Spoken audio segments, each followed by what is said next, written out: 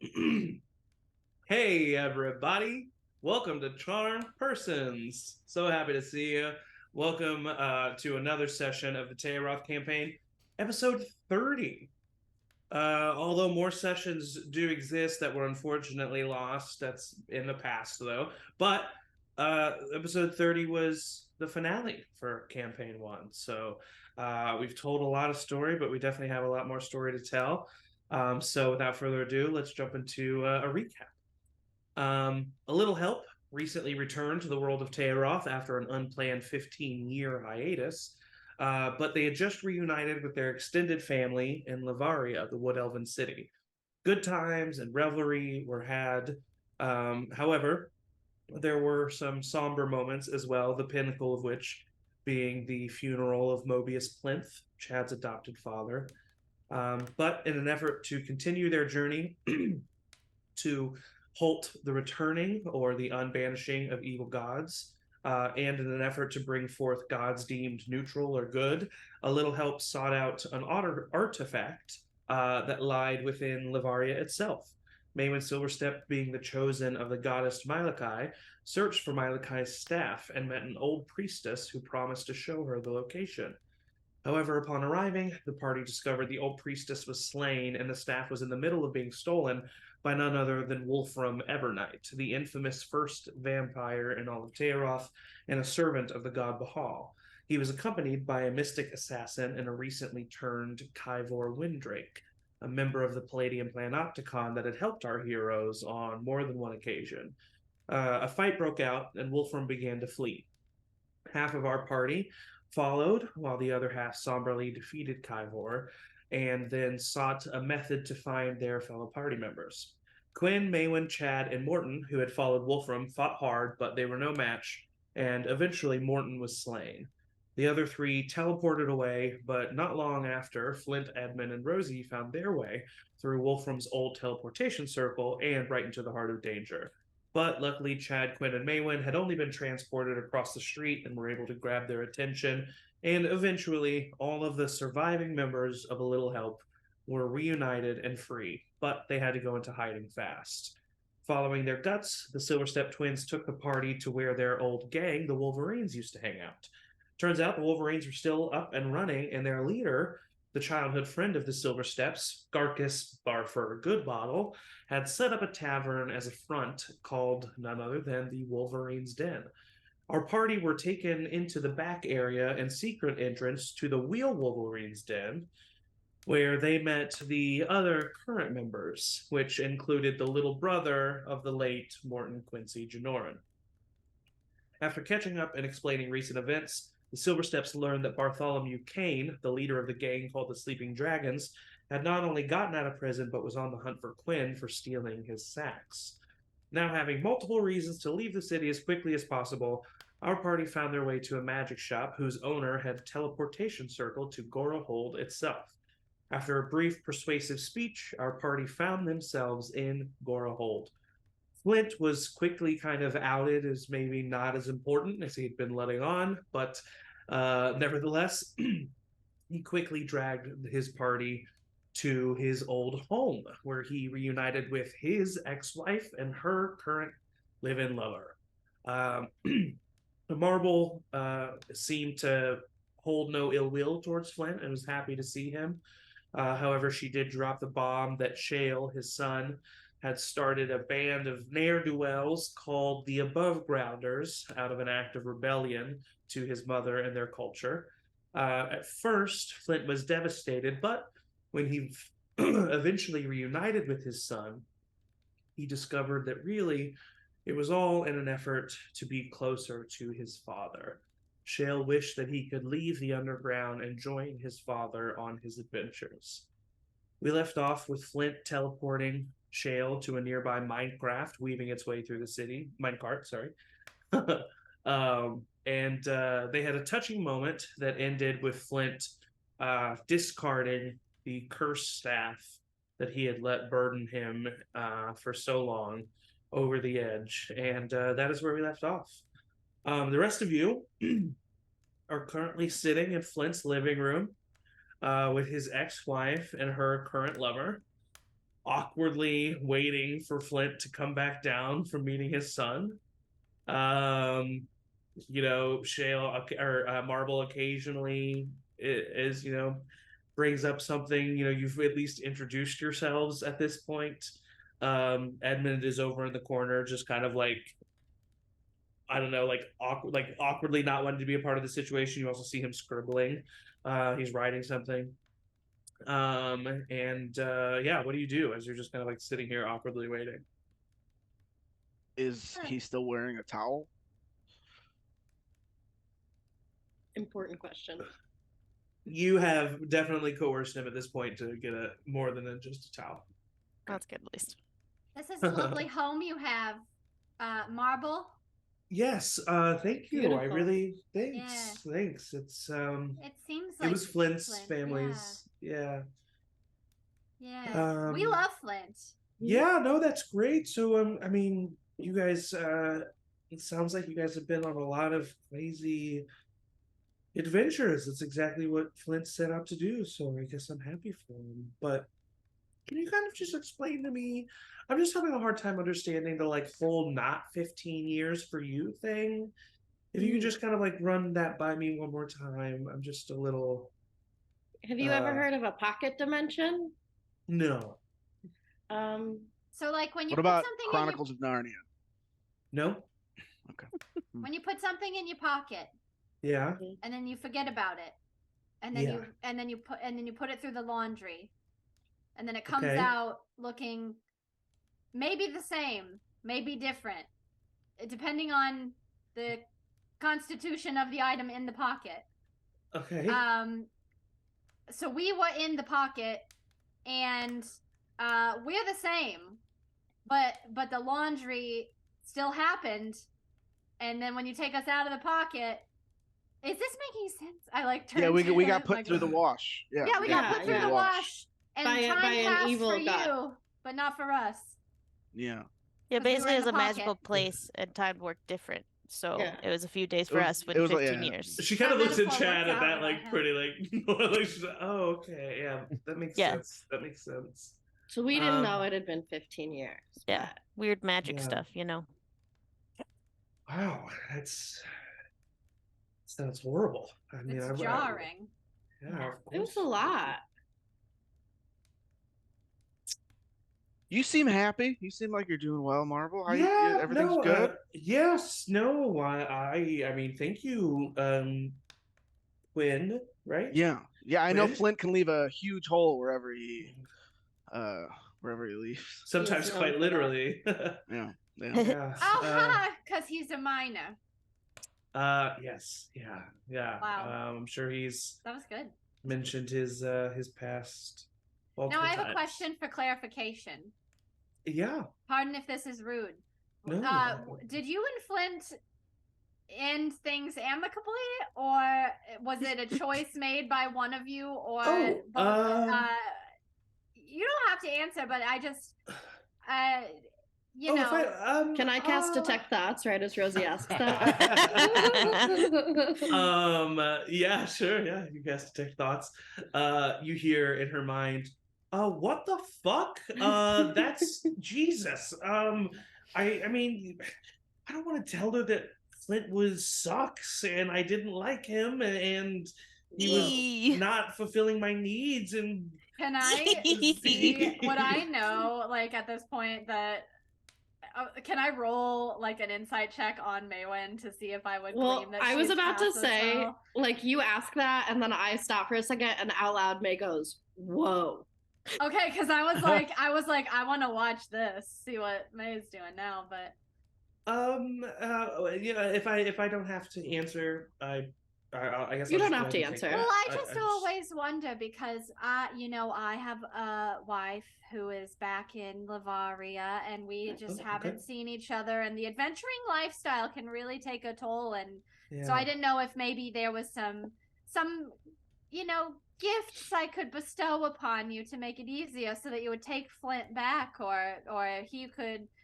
No, No, Rosie. never mind. Don't even worry about it. No, Flint it's and okay. Flint and I Love each other. we and in our way we do.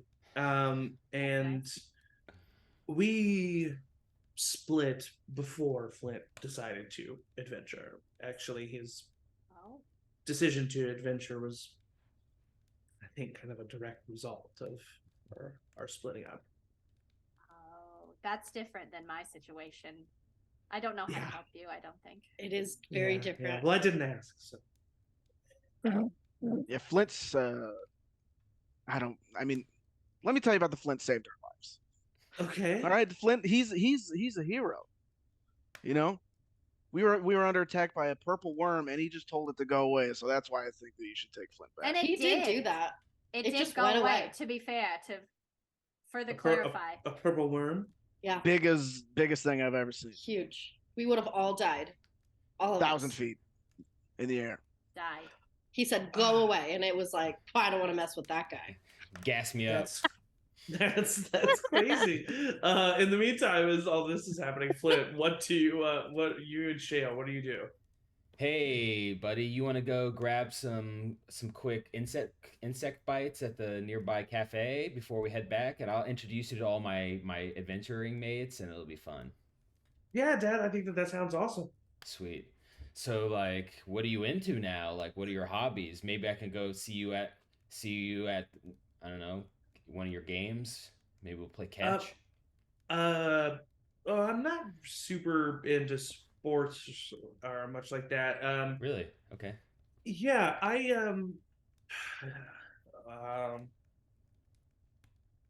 it's nothing. Hey, you can tell me. I'm your father. I won't. I'm here to help you. I'm here to help. Dad, it's just, listen, we're having a really great time, and I just don't want to ruin it. And you've always wanted me to be a miner, and that's just like not what interests me. Okay, but why? Why aren't you interested in it? I mean, what's there not to like? And because it kind of sucks. It's really boring to me, Dad. I don't find much interest in it, and honestly, I think it's super important and really honorable, but not really something I want to like do. You do know that our ancestry have been miners every generation. I know, Dad. And I don't think that I'm having any more children anytime soon, so you're...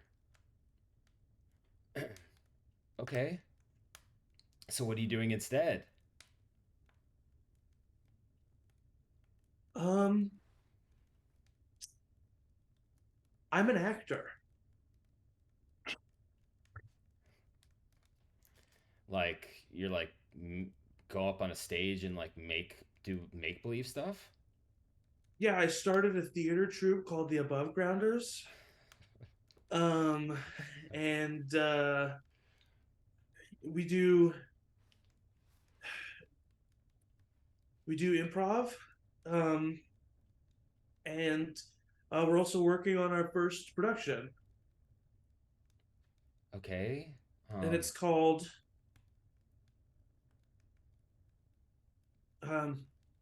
Pain.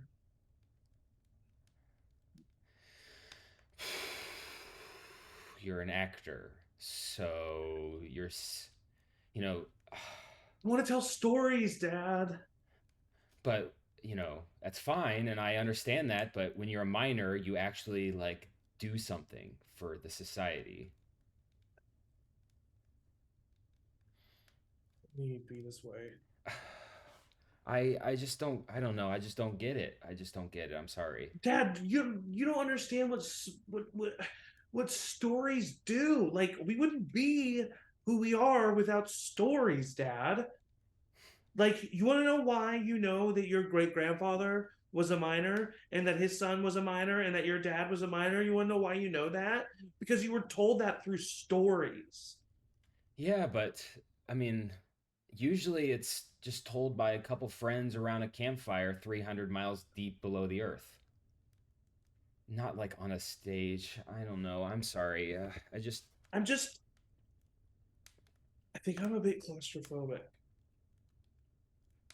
What do you mean? You don't like close spaces? Like small enclosed spaces are a little scary to me. Yeah.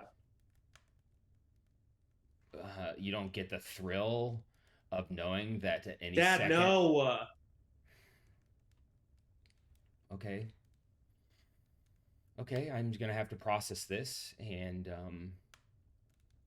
I just. Dad, but see, the thing is I thought you felt the same way.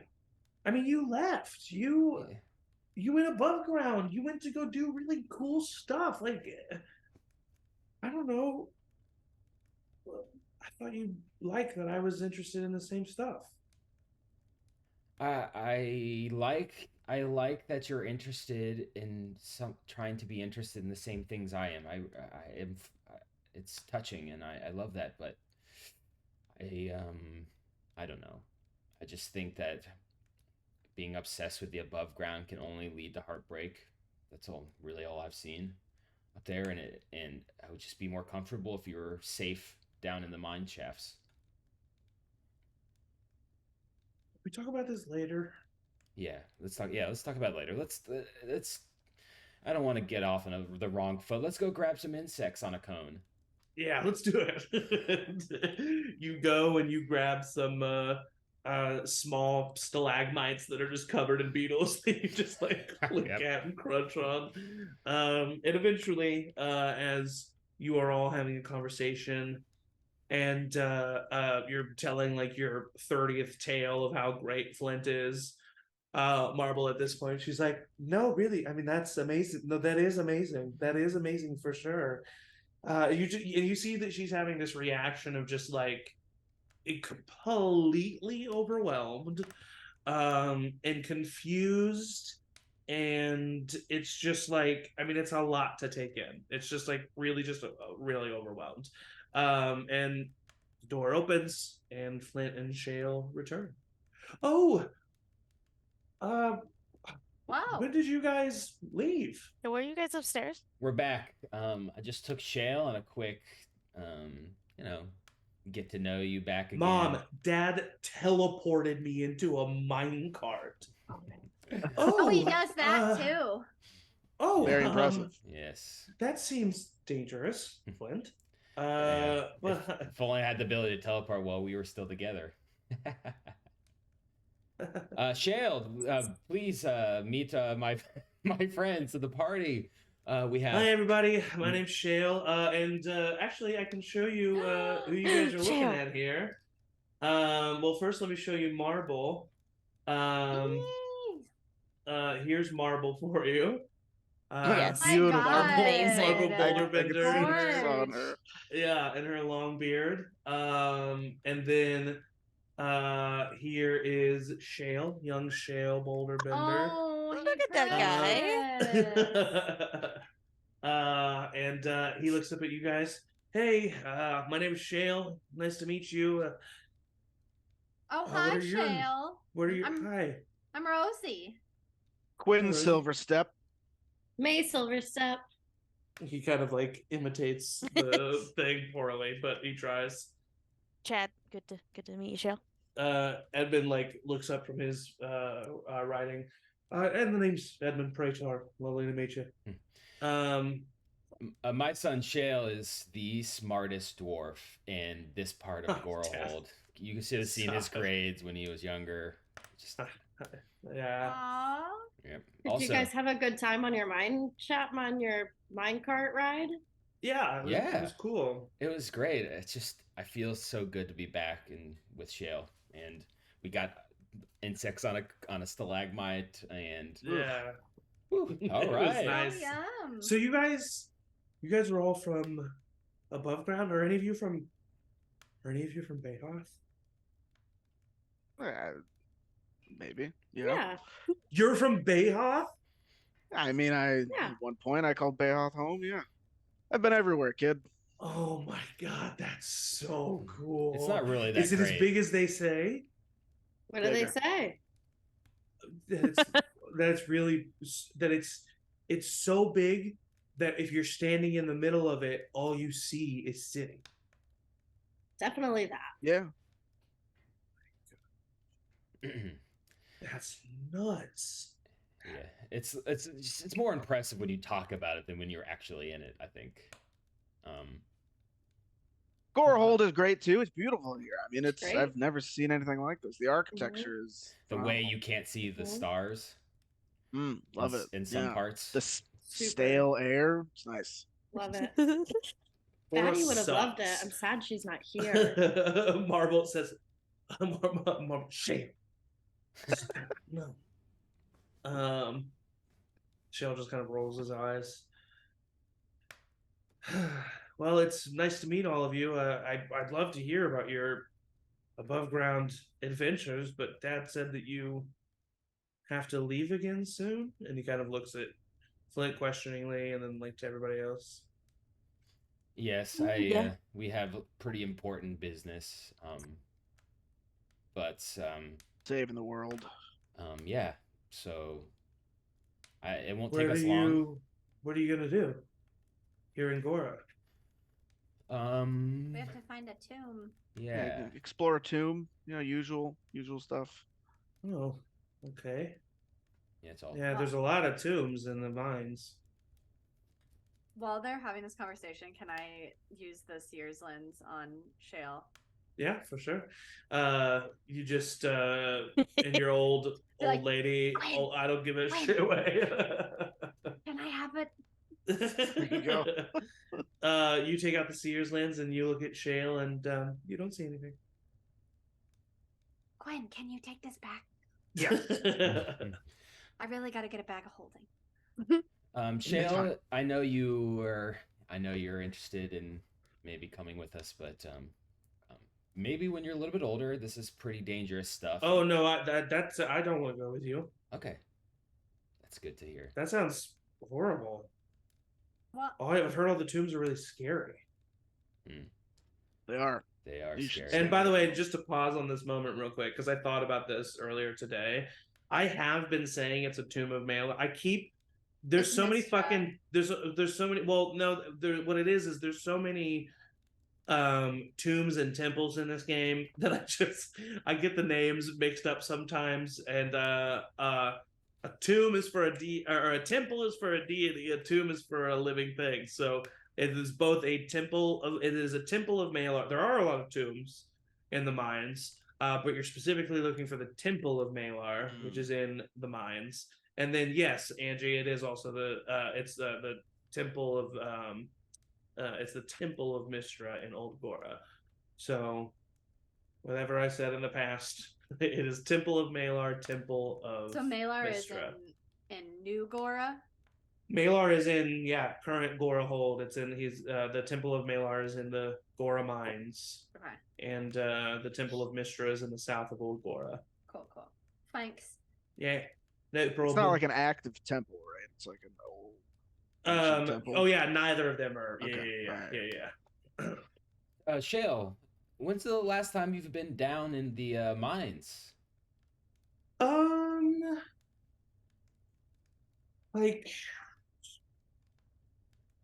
Like 10 years. 10 years. Marble just kind of sighs and shakes her head. Yeah, I mean, I just haven't really needed to. Maybe you should come with us down to the temple just to reacquaint yourself with, the luxuries that afford you down in the deep part of the mines. He kind of looks at the people around. Dad, I don't want to do that. You sure that's it's scary safe down for- there. It's really tight. and Yeah, scary. I feel like maybe he should stay. Flint, just Okay. safety. Okay. Kind. we just lost a dear friend. Yeah, you're right. And just so you know, Shale, being scary shouldn't be a detriment to you experiencing it, I think. Whoa. I mean, That's I true. guess you're right there, but this seems like really scary. Of course, you shouldn't go. You shouldn't go. I mean, the mines are fine, but not. You shouldn't go with us to the temple. But Dev, you should go to the mines. Mines are cool. Yeah. I'm looking forward to checking them out myself.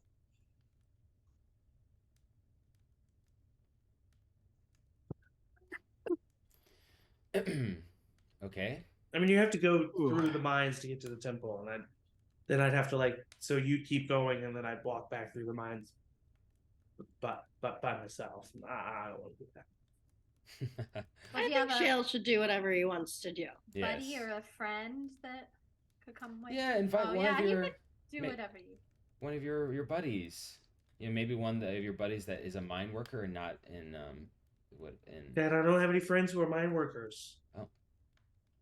You don't go out to the bar and hang out at the stalagmites? Yeah. No. Oh. I'm never at stalagmites. Okay, what about stalactites? What? That's not a place here? Stalagmites. It's run by Mike Rockside. Oh, stalagmites. Yeah. Obviously. It's run by Mike Rockside. It's the minor bar here. No, you'll usually see me at the Emerald Isle, a place with class. I'm thinking of stalactites, the daycare. Sorry. Yeah. Isn't the Emerald Isle that place that's got some chandeliers? Yeah. Okay. You don't like chandeliers? And I like what's wrong with chandeliers? Okay, I just have never really thought to go in there, but I guess that's not for me. Well, if you're looking for a temple, then you're gonna want to talk to somebody at stalagmites. It's true. Cannot wait to go to stalagmites. One of my old haunting grounds. Haunting? Haunting. I used to haunt that place after my particularly tough mine expedition. Mm. Well, I could use a drink. Yeah. Do they have jazz at stalagmites? Is there a jazz club here? No. I've never heard of it. What's jazz? You're gonna love it. Quinn. Oh boy. I'll go with you to stalagmites. Yeah, come with us at stalagmites. I'll grab you a few. I mean, you're old enough now to partake, so let's have a few knock a few back with your old pops. Man, that sentence took a long time. Yes, but it came out. All right, so you all start to head to stalagmites. Yeah. Oh wait, so do you want to see a map of Gorahold? Yes. Yeah. Well, now you say it. No. Here is Gorahold. Yay. Oh wow. You are currently in the mine worker district. Fungus Farms. And the stalagmites is in the mine worker district. And yeah, Fungus Farms, that's a pretty big section of Gorahold. That's where the various fungus farms are. Fungus is very useful down here in Gorahold. Most of the city of Gorahold lives in the residential area, residential Gora. It's actually a little bit lower class. Where Flint's place is, it's a bit of a middle class district. Then there's the wealthy district there in the middle. Smith Alley over there in the middle. That's where you're going to find Gora Forge, the best forge in all of Tayaroth, as well as some of the best blacksmiths and jeweler makers you've seen. Then of course Merchant Corner, which is basically anything that doesn't have metalworks. That's also where you're going to find the Emerald Isle. But Stalagmites is located pretty much just right outside the Gora Mines headquarters, where you can find miners any time of the day due to the multiple shifts, having a rowdy good time. As you are on your way, Chad, you feel a little in your chest as you get a letter. Yay. And I will put in the chat, in your chat with me. Whoa. The response. That sentence took a lot to go. I know it did. So there's that. Cool. And you all continue. As you do, you eventually get to stalagmites. It actually gives you kind of it almost gives you City of Kenor vibes a little bit, but a little bit more rowdy, as it is a bar literally made out of a stalagmite. Let me get some music going here. Closing time.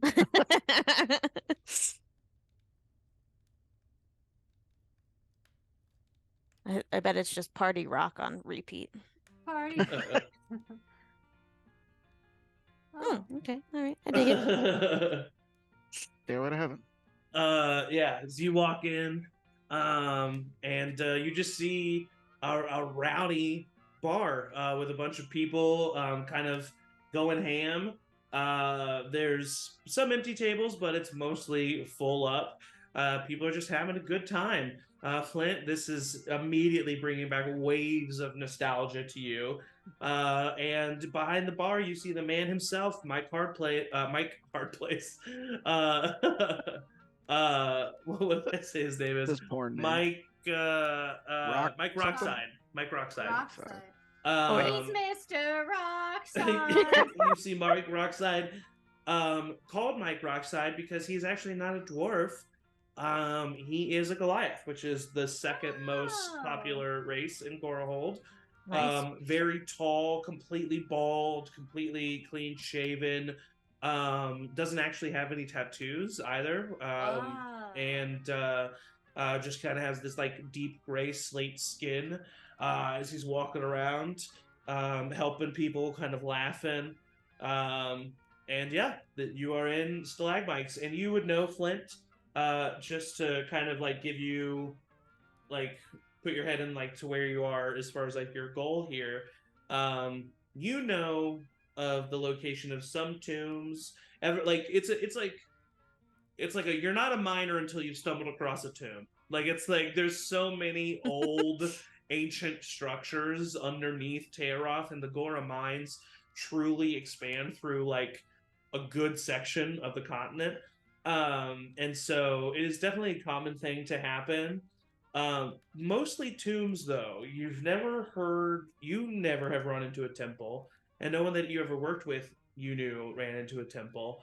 But if anyone were to know the location of a temple, and like you could give them like the symbol of Malar or whatever to see if anybody's seen something like that, it would be someone here in Stalagmites. And if it wasn't someone here in Stalagmites, someone here in Stalagmites would know someone else who probably knew. So Gotcha. if you don't in particular know anyone who to talk to right off the top of your head, or you don't know like I said, you don't know anyone to talk to, but you would know this is where the information would come from. You do know that your brother Quartz, Q as he likes to be called, he is a miner. Could be here, maybe, you don't know, you haven't looked about the whole place yet, but he is a miner. But I mean, everybody is here as a miner and would be able to help you out. And I said brother, I think I meant cousin. Yeah, cousin. Okay, so yeah, I slap Shale on the back. Take it in now. This is dwarven culture. This place smells, Dad. Yes. What is that? All right, Mike. I'll take 6 of my usuals. You look up and you see the giant Goliath look up towards you with a smile. His smile fades a little bit. Oh, sorry, man. I don't really.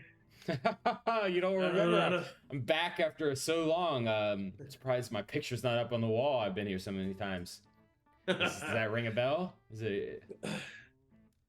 My first name starts with an F. I look at Flint. Yikes. Flint's, yes. Yeah, Mike. There we go. Come on, bring pretty it common first name. Bring it in for a hug. Give him a big hug. Nope. He puts his he like child, like stopping the child on the forehead, puts his hand on you. No, man, sorry. Listen, I'll help you and your friends here. Have something to drink. I'm sorry, I don't remember you. I look at Shale and like look back at Mike. Really, you don't remember me? I came in here a lot, like 15 or so years ago. I'm a miner. 15? You expect me to remember people who? Man, I'm sorry. I just don't. Kind of felt like I'm not. impression. I am not trying to offend you. Okay. I don't remember who you are. Excellent. Can I stand behind Flint and just be like, I'll hold up a gold piece, be like, I'll try to. Okay, roll a persuasion check. Yeah. Amazing. I'm gonna say an advantage.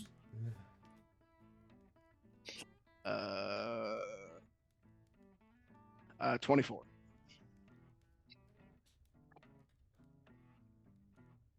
Flint.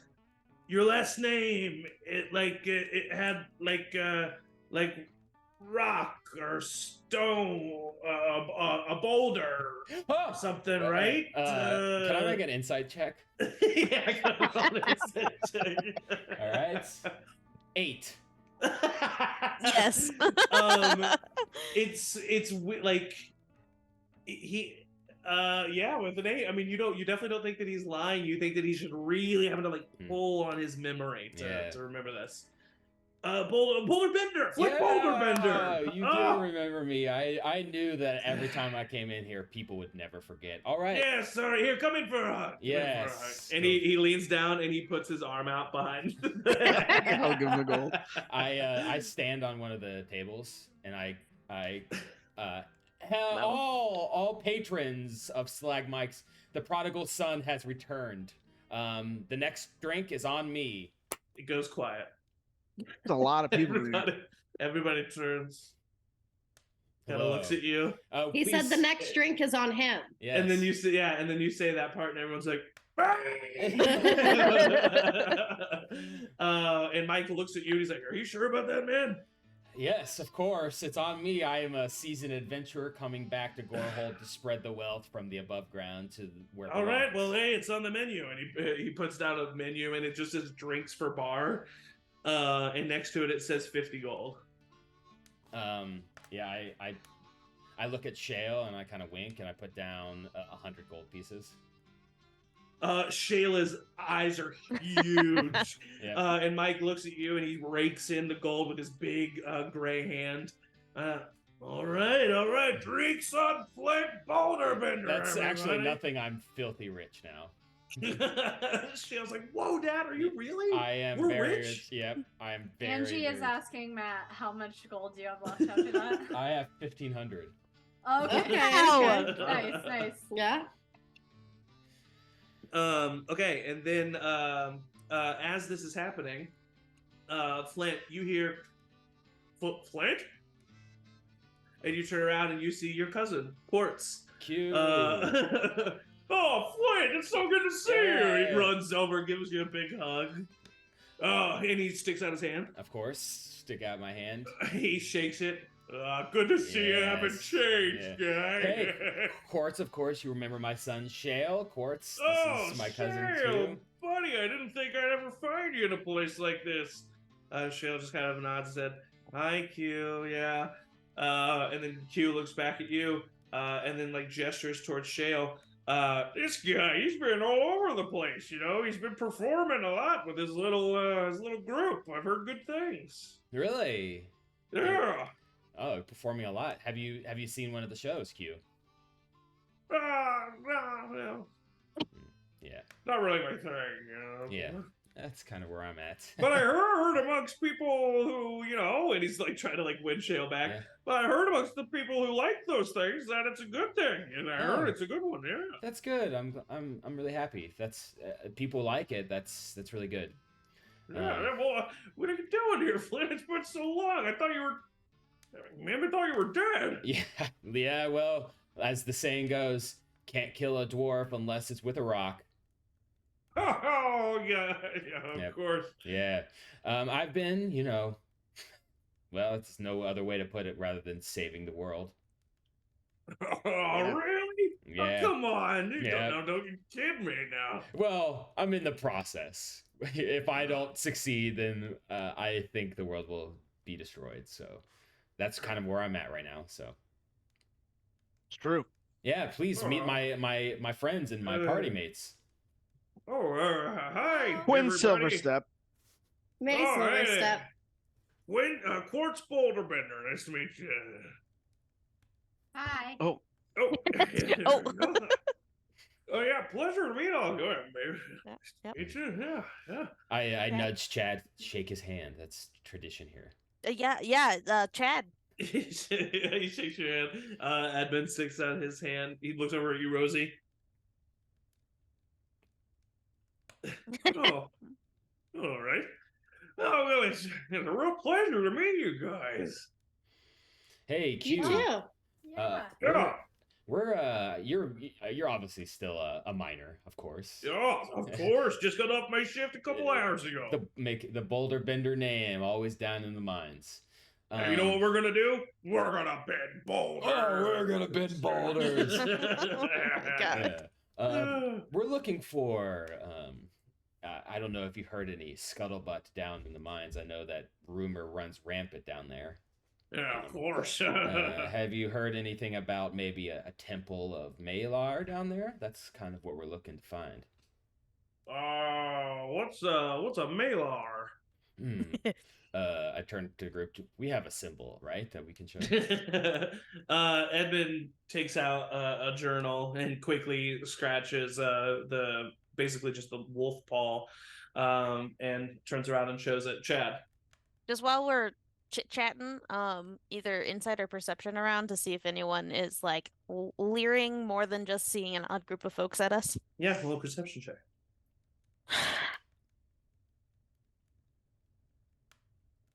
That's pretty good. Perception is 24. You definitely are getting some glances for just being the type of individuals and groups that you are. Upon the mention of scuttlebutt of a temple, you do see at literally just like nearby at a bar stool, a guy kind of like turns over and like is listening to you. But other than that, you don't see anything. Right. Other than that, you don't see anything other than that. Okay. I'll keep just an extra eye then on the guy that turned, of just Okay. like if he's just like, oh, a temple, maybe that's, you know, someplace I can find some wealthy something, like kind of just a Tomb Raider type dude, or if he like actually recognizes Temple of Malar kind of stuff. Okay, for sure. Rosie. Did Mike ever get us drinks? I don't know if. 'Cause he Oh yeah, didn't you get. offer Yeah, it. it's for the bars. So yeah, he would just like. Oh, okay. Yeah, he would just like pass out whatever. I mean, he would just ask whatever you wanted and pass Yeah, out. I would have scoped out a table and just sat Okay. at a table like closest to them, so I'm not like separated. I can still For hear, sure. but I'm like with both hands on like each side of the ale, just like drinking it, Gulping and, it down. and, Okay. like, listening. When Love it. everyone gets their drink, I stand back up on the table and I get everyone's attention, hold up the drink in the air. Everyone, to Shale Boulder Bender, the greatest miner that's ever lived. Oh, he's not a minor. Not a minor. Everyone in the bar like.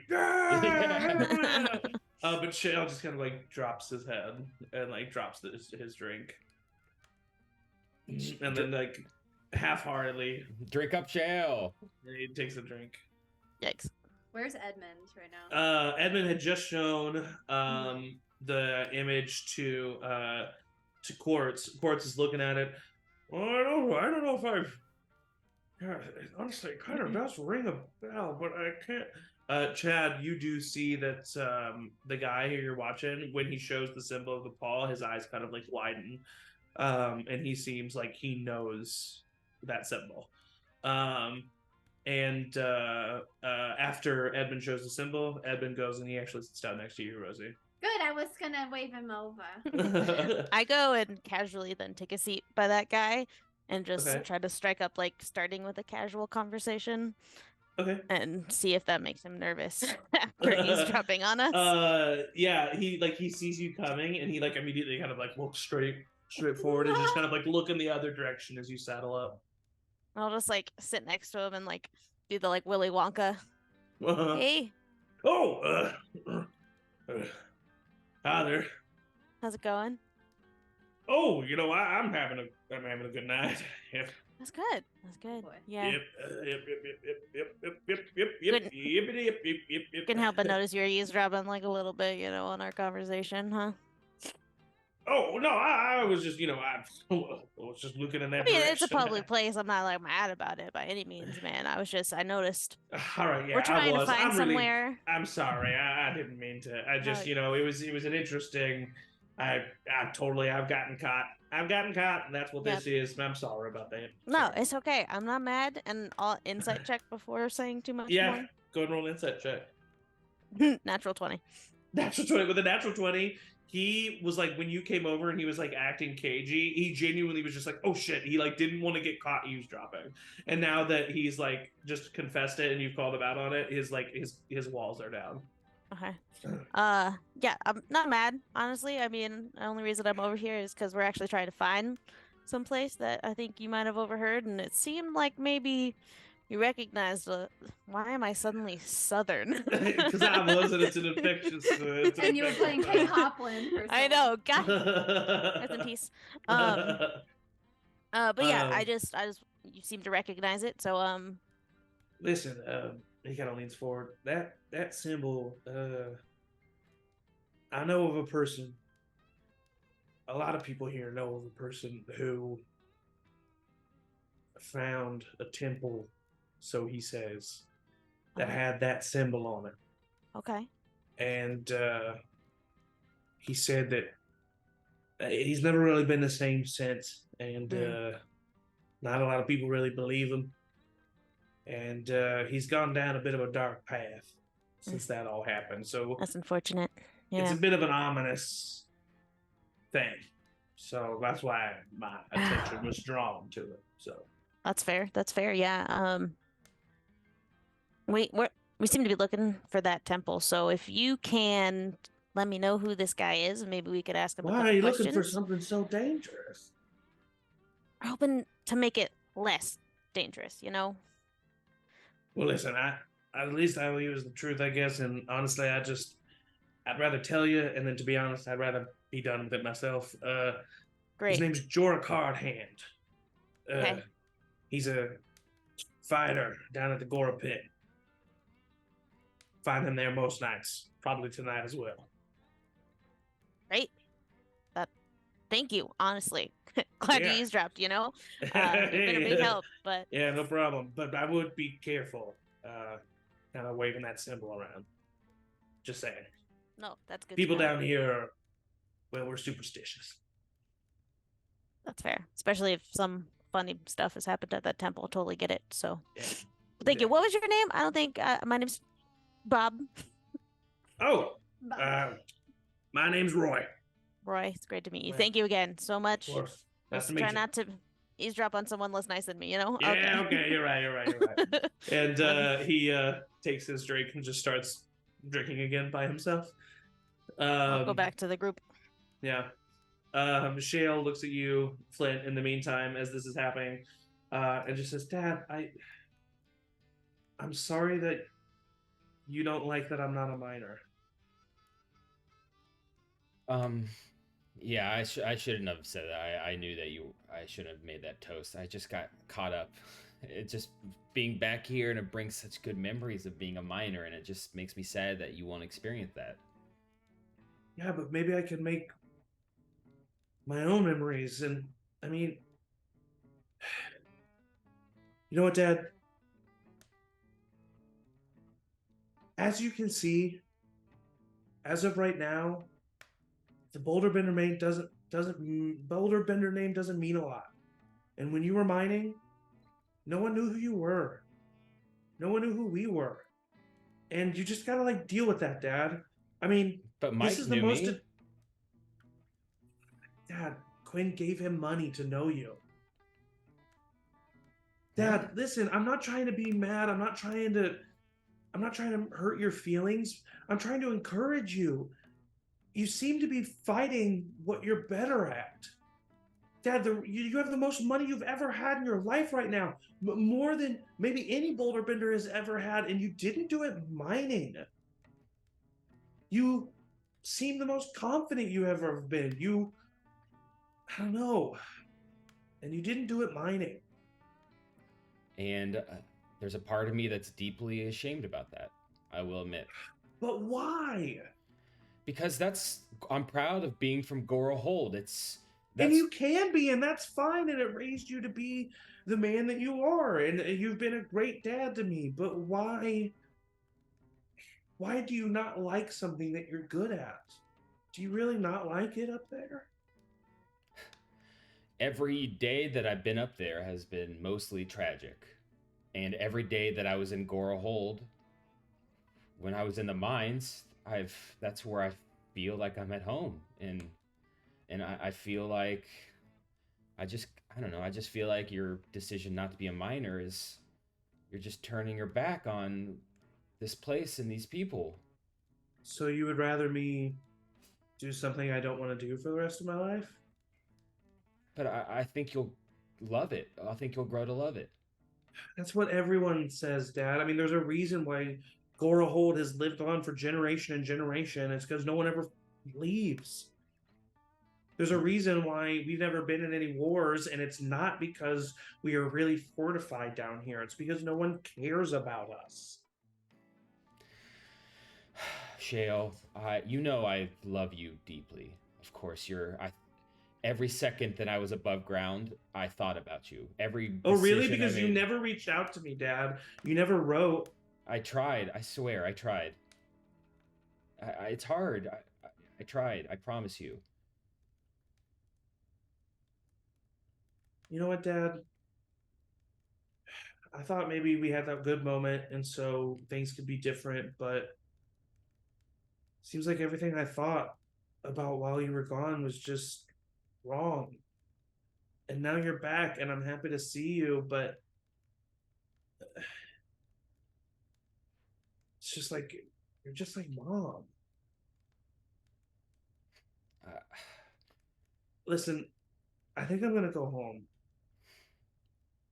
I'll see you when you get back from your temple. You don't want to grab... Maybe we can grab a few shots at the bar together before you leave. I don't think so, Dad. Love you.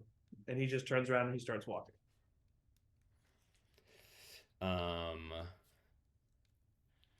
I run after him. Okay. And I put up my hand on the shoulder, and I take a knee in front of him. Hey, I know you're upset. He's looking down at you. Yeah. I stand back up. Sorry. Most of the people in my party are shorter than me, which is kind of weird, but look, I know you're upset that I'm not more accepting. I don't know. I just don't understand it. And maybe that's probably on me. But I don't think that having an obsession with the above ground is going to get you anything other than heartbreak and sorrow. And I just want you to be here in Gorohold, where there's no war, where there's dwarves that'll happily share a drink with you, and the stories don't have to be on stage necessarily. They can be over a glass of beer. I told many stories here at Slag Mike's after a mining trip. Yeah, do you see what you're doing right now? You started this conversation trying to empathize with me, and you're immediately right back to trying to convince me that your way's the right way. And you know what? Even if it is the right way, why is that not my decision that I'm allowed to make? Why, if I'm making a mistake right now, then that's my mistake, and I need to make it. I can't have people making my mistakes for me and preventing my mistakes, because then I'm not going to grow as a person. And I just don't know why me being happy isn't the only thing that matters. Because your decisions reflect on the Boulder Benders as a whole. Well, so do yours, Dad. And that's why no one remembers it. And he turns around and starts to walk more. I let him go. Yeah. I go back to the party. Hey, guys. Hey, how'd it go? Shale's really cool. I like Shale. He's a great kid. Is he leaving? Yeah, he's heading back. I think all right. he's got some school work to do. So. Are you alright, like 30? Yeah, but you go to school for a long time here. That's why dwarves are so intellectually superior. Yeah, all right. I'm doing great. Let's we should talk and find out some information, you know? Yeah, hey, so I talked to this guy at the bar, and his name's Roy, and he actually recognized the symbol, which we shouldn't actually flash around sorry. here. Because I didn't know either. Apparently, they're like, they think it's like super bad, and people visit the temple, and bad things happened, and so I think people around here are just like about the symbol, you know. But he did give me a name of someone that actually found the temple. That's a fighter here, and I kind of turned to Quartz and I said, I think it was Jorah Cardhand or something like that. Oh, Jory Cardhand. Yeah. Yeah. He's a fighter over there at the underground knockaround over there. Yeah, he's I guess been to it and had some crazy stories about the temple, and like people didn't believe him, and you know, and all, but still crazy things have happened. He kind of looks over at you, Flint. Yeah, about 10 years ago, Jorik, you know the hard hands, right? Yeah, of course. You know them. Yeah. Jorik, their youngest, he was in the mines, and he came across where he says is this temple that had that symbol on it. And that's where I remember it from now. And he's not really been the same ever since. He stopped being a miner, and well, you know what that means. Yeah, stop being a miner. Okay. But yeah, he's a fighter. What does that over mean? there. It just means he's weak. Yeah. I don't think that's Wow. I don't think you have to. Really? But yeah, he's a Yeah. fighter over at the underground knockaround, and the underground knockaround is the colloquial name for the Gora pit, which is just a fighting arena in Gora Hold. Well, we should go find I wouldn't him. be surprised if he's fighting tonight. Oh yeah, I was gonna say Roy said the same thing, that he's probably fighting tonight. So if we can go over and talk to this guy, he might be able to lead us right to the temple. Honestly, Chad, do you just want to get into a fight? surprisingly, I'll no. fight you. Actually, I Give me don't. another one. I mean, Yeah. Rosie, if you two. want to like spar, Come that's on, fine. Chad, But like, let's I'm do it. also Yeah. I'm fine. I'm really fine. Not It's really to get in convenient a that fight. you went to go talk to this guy by yourself, and then the solution is go to a fighting pit, Chad. Every time. That's a fair assessment, but I promise, like, I don't have any. I don't feel Rosie, the did need you to just fight? swing? I hit Chad in the thigh. Chad, I'll fight you. Let's fight. All right. Evan starts to Just like hold Rosie back. Don't hold me back, Edmund. Don't. Rosie, Oh, I don't. let I me just. at her. I don't think Let me Rosie at him. Rosie. I don't think that Chad is. Or Chad. Yeah. No, Chad for some reason. Okay. Quinn's holding Rosie, Chad back. I don't think that Chad deserves Chad's such not a moving. punishment. Oh, hush, You're gonna Edmund. wreck him. You're gonna wreck him. Don't wreck him. Well, he doesn't know that. I think you could, honestly, but no. I mean, I don't. All right. So are we heading to this underground knockaround? That's a Oh. Yeah. ridiculous name. Yeah. Oh, I'm not Very fighting interesting Chad. name. Okay. We can do it. We can like. I mean, at least we got to be at the fighting pit to Yeah. fight, right, Rosie? So like, we at least gotta. Yeah, make it real. Exactly. Taking you down. My money's on Believe it. Rosie. Yeah. I believe it. All right. So. Can I take my beer? Yeah, sure. Okay. Open carry laws don't exist in Thank you. Gorahold. I go by the bar to get one for the road. I'll take my cup and I'll get one for the road from my I'll go with you. I'll get one too. Yeah, Mike grabs road the cup beers. that you grabbed out of his Roadies. hand, Roadies, and it's roadies. like a board. And then puts like a fungal cup with the same drink, because it's like that's the to-go cup. in your hand. No, I want the rest of that one. Nope. I'm s- Mike. Do you guys ever play Edward 40 Hands? Anybody wanna... Oh yes. No, I was just gonna. I'm standing at the bar with one shot in front of me and one shot in front of nobody. Hey, does anyone want to take a shot with me before Yeah. we go? Yeah, sure. Okay, Quinn, you wanna? Hey, bot, cheers to Gora Hold. It's beautiful and it's a shale. To Shale. How do you like him? He's pretty cool. He's a great kid. Yeah, great. Love. He's a performer. Yeah, I think I think he's got a group of people who do stuff like that. Yeah, well, I mean, what is he? I mean, I'm a performer. Yes, and you're an incredible performer. Thank you. Yeah. That's like not really a dwarf thing. How many dwarves do you see that are performers like on the road? I've seen some dwarves out there that can really, do some really neat stuff. Cool. You seem upset that Shale's a performer. I'm not upset. I'm not upset. It's just You seem upset, Flint. it just kind of like caught me off guard, and that's all that is. Because it's like, my entire life I've thought about the moment when Shale first goes down into the mines and like grabs his first pickaxe. And that's just like such a formative moment for me as a dwarf, and I just I still hold out hope that that'll happen someday. Hey, Flint, don't get mad at me, but I gotta say, I think that's on you, not him. Yeah. Yeah. Okay.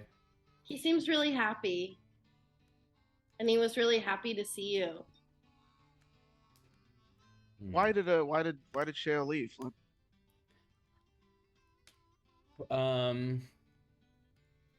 He just didn't want to be here, which is fine. Like, slag mics is not for everyone, of course. It's got a certain vibe.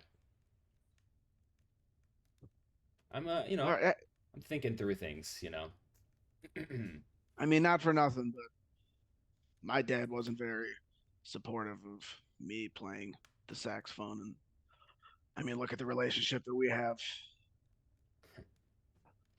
Yes, but this is just a little bit different, I think. All right, maybe we just let's not get in Flint's business if he doesn't want us to be there. Yeah, how far away are the fighting pits? Are they close? Are they?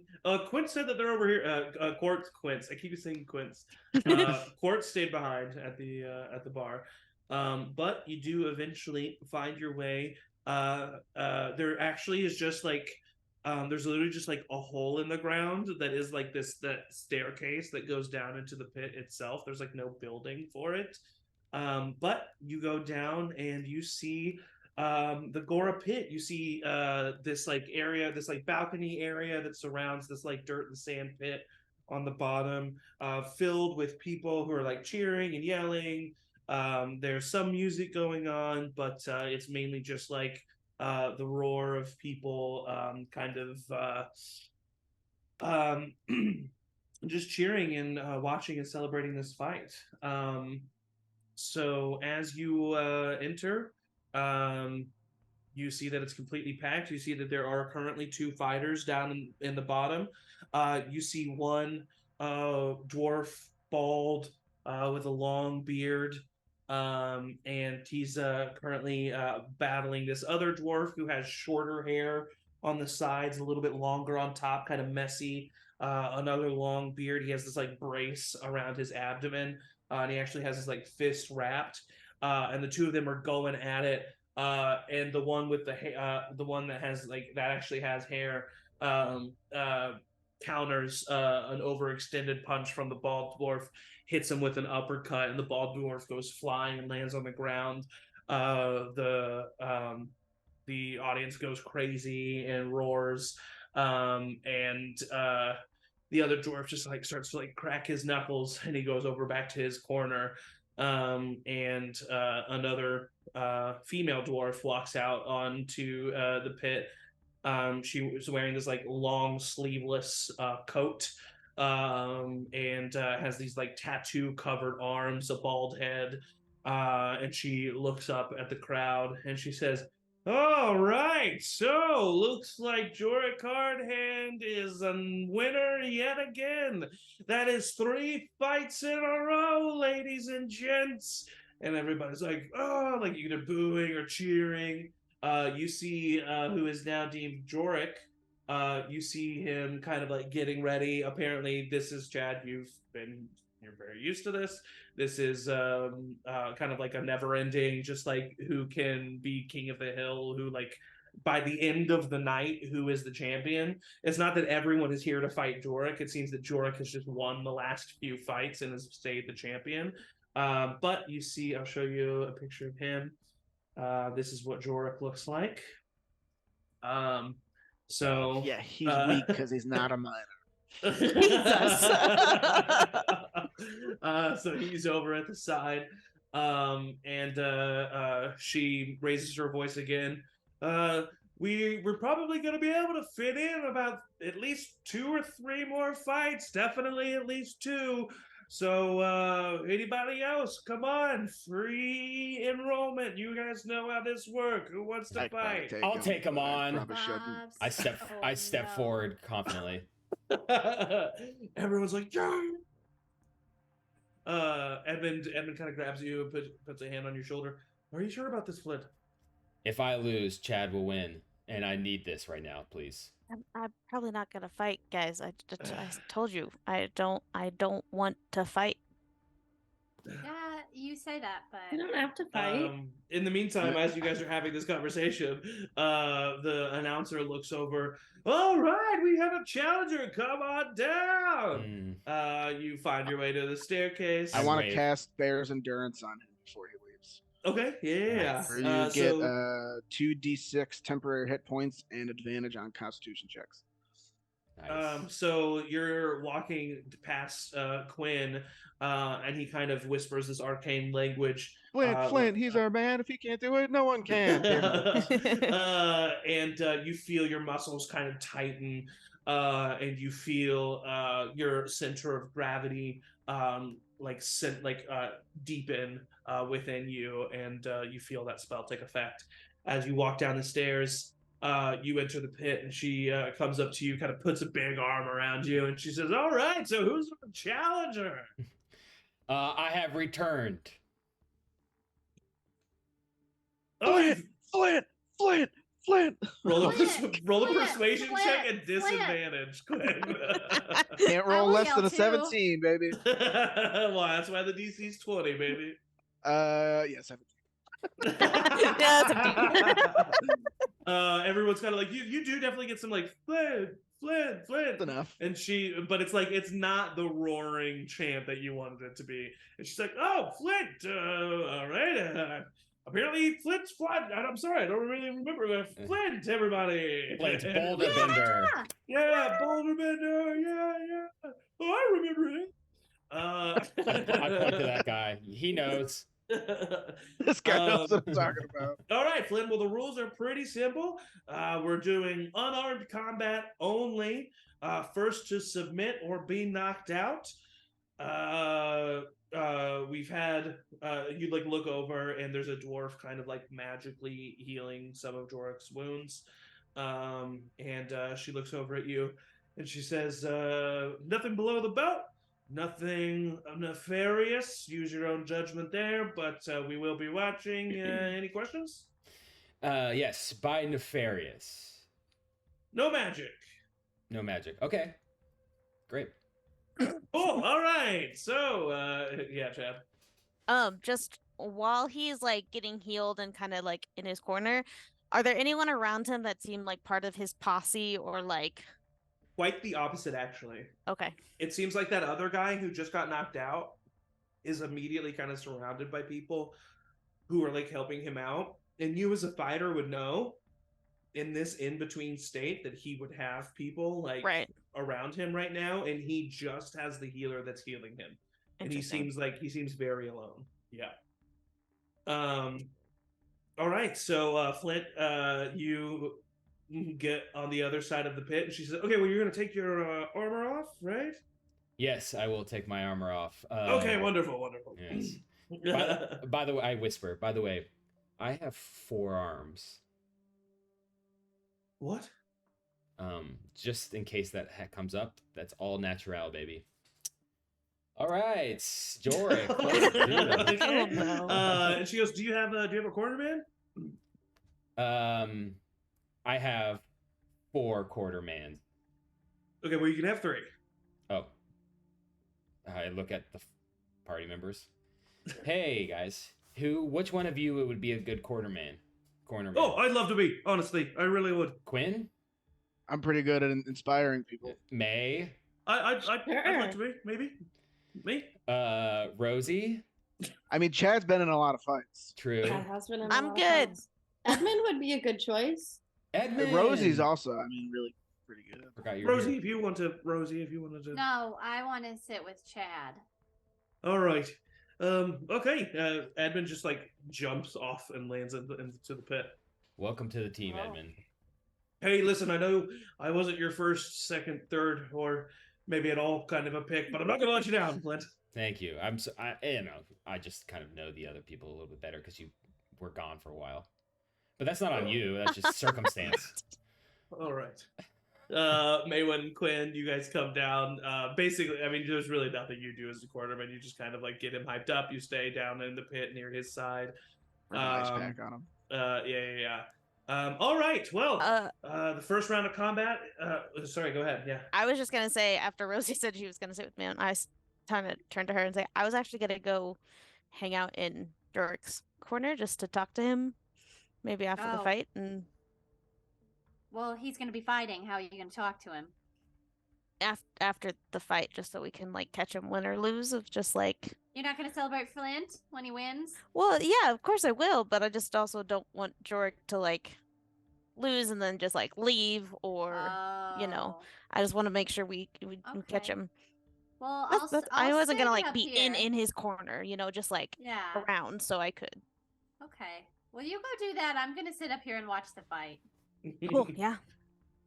And I'll go and stand in the emptiness that is Jorick's corner.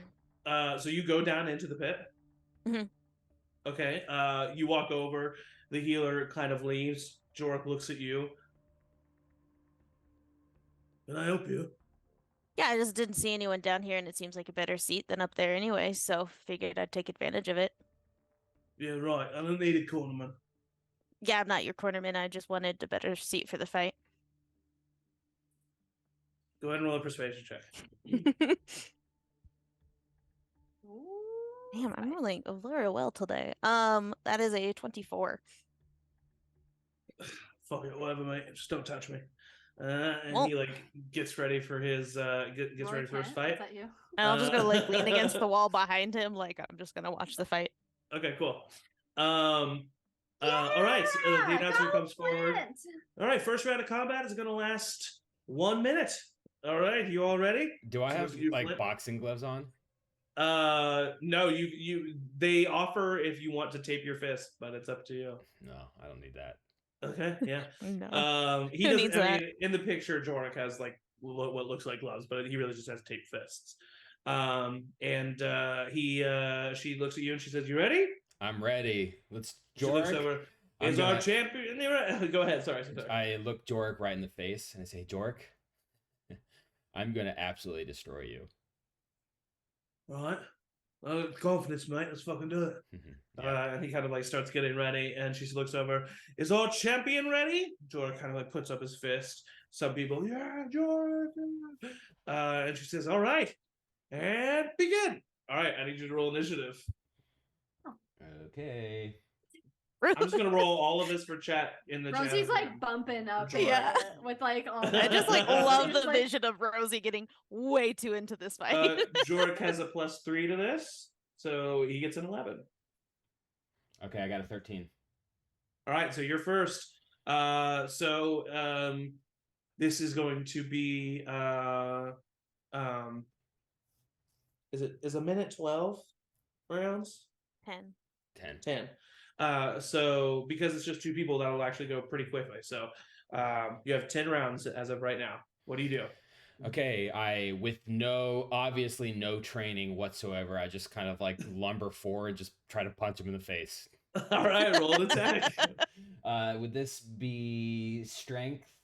Just a strength? Yeah, plus your proficiency. Okay. Strength. You should have an unarmed strike, I think, but maybe not. I'll do athletics, but that's just the same. Okay, yeah, that's fine. 16. 16 hits. Roll for damage. And then this is just this is 1 plus your strength modifier. Okay, 4. Unless you have an ability that I don't know of. So every time I do damage on a turn, I do an extra 2 bludgeoning damage. Nice. So is that 4 including that? So that's 6 total. 6 total. Nice. Put him in a body bag. You destroy him. You like swing hard. His jaw moves off to the side. Actually, let me see something. Oh wait, I actually do 3 damage, 3 bludgeoning damage because it's my proficiency bonus, so 7. Nice. Okay, so he he takes that full on his chin. He looks at you, his eyes go wide, and he kind of leans back and he goes in to punch you unless you are doing something on your bonus action. Nope. Okay. Just take he gets a +4 to this. That's a 19. Yes. And he gets a D4 +3. So 5 points of damage. I am resistant to bludgeoning damage. That's correct. You are. So he goes out. He like hits your chin, and his hand kind of. You see him like immediately like his eyes kind of go wide. What the fuck, Mike? And he's looking at you. So yeah, go ahead. And... how much temp HP did I get from the bulls or the bears? I'll roll for it. You get 6 and a what was I roll? Oh wait. You got 11 temp HP, 6 and a 5. Jeez. So I took 2 damage there. So actually, you took 4 total because he has multi-attack and just hit you with another 4. So he just kind of like goes for the jaw, then goes for the abdomen, and then both like kind of hurt him back, and he's looking at you wide-eyed. But it's your turn now. I'm like not even dodging. Yeah, you're just like taking the hits. Not even like changing the punch. Amazing, go for it. Natural 20. Oh my god. Absolutely amazing. So is that a total of... No, the modifiers don't change. So it's actually... So really all it is it's 8 damage. Yes. Okay. Because it's the 1 that's doubled. Yep. But still, that's 8 damage. You punch him right in the face. His head just slings back and his eyes are completely wide.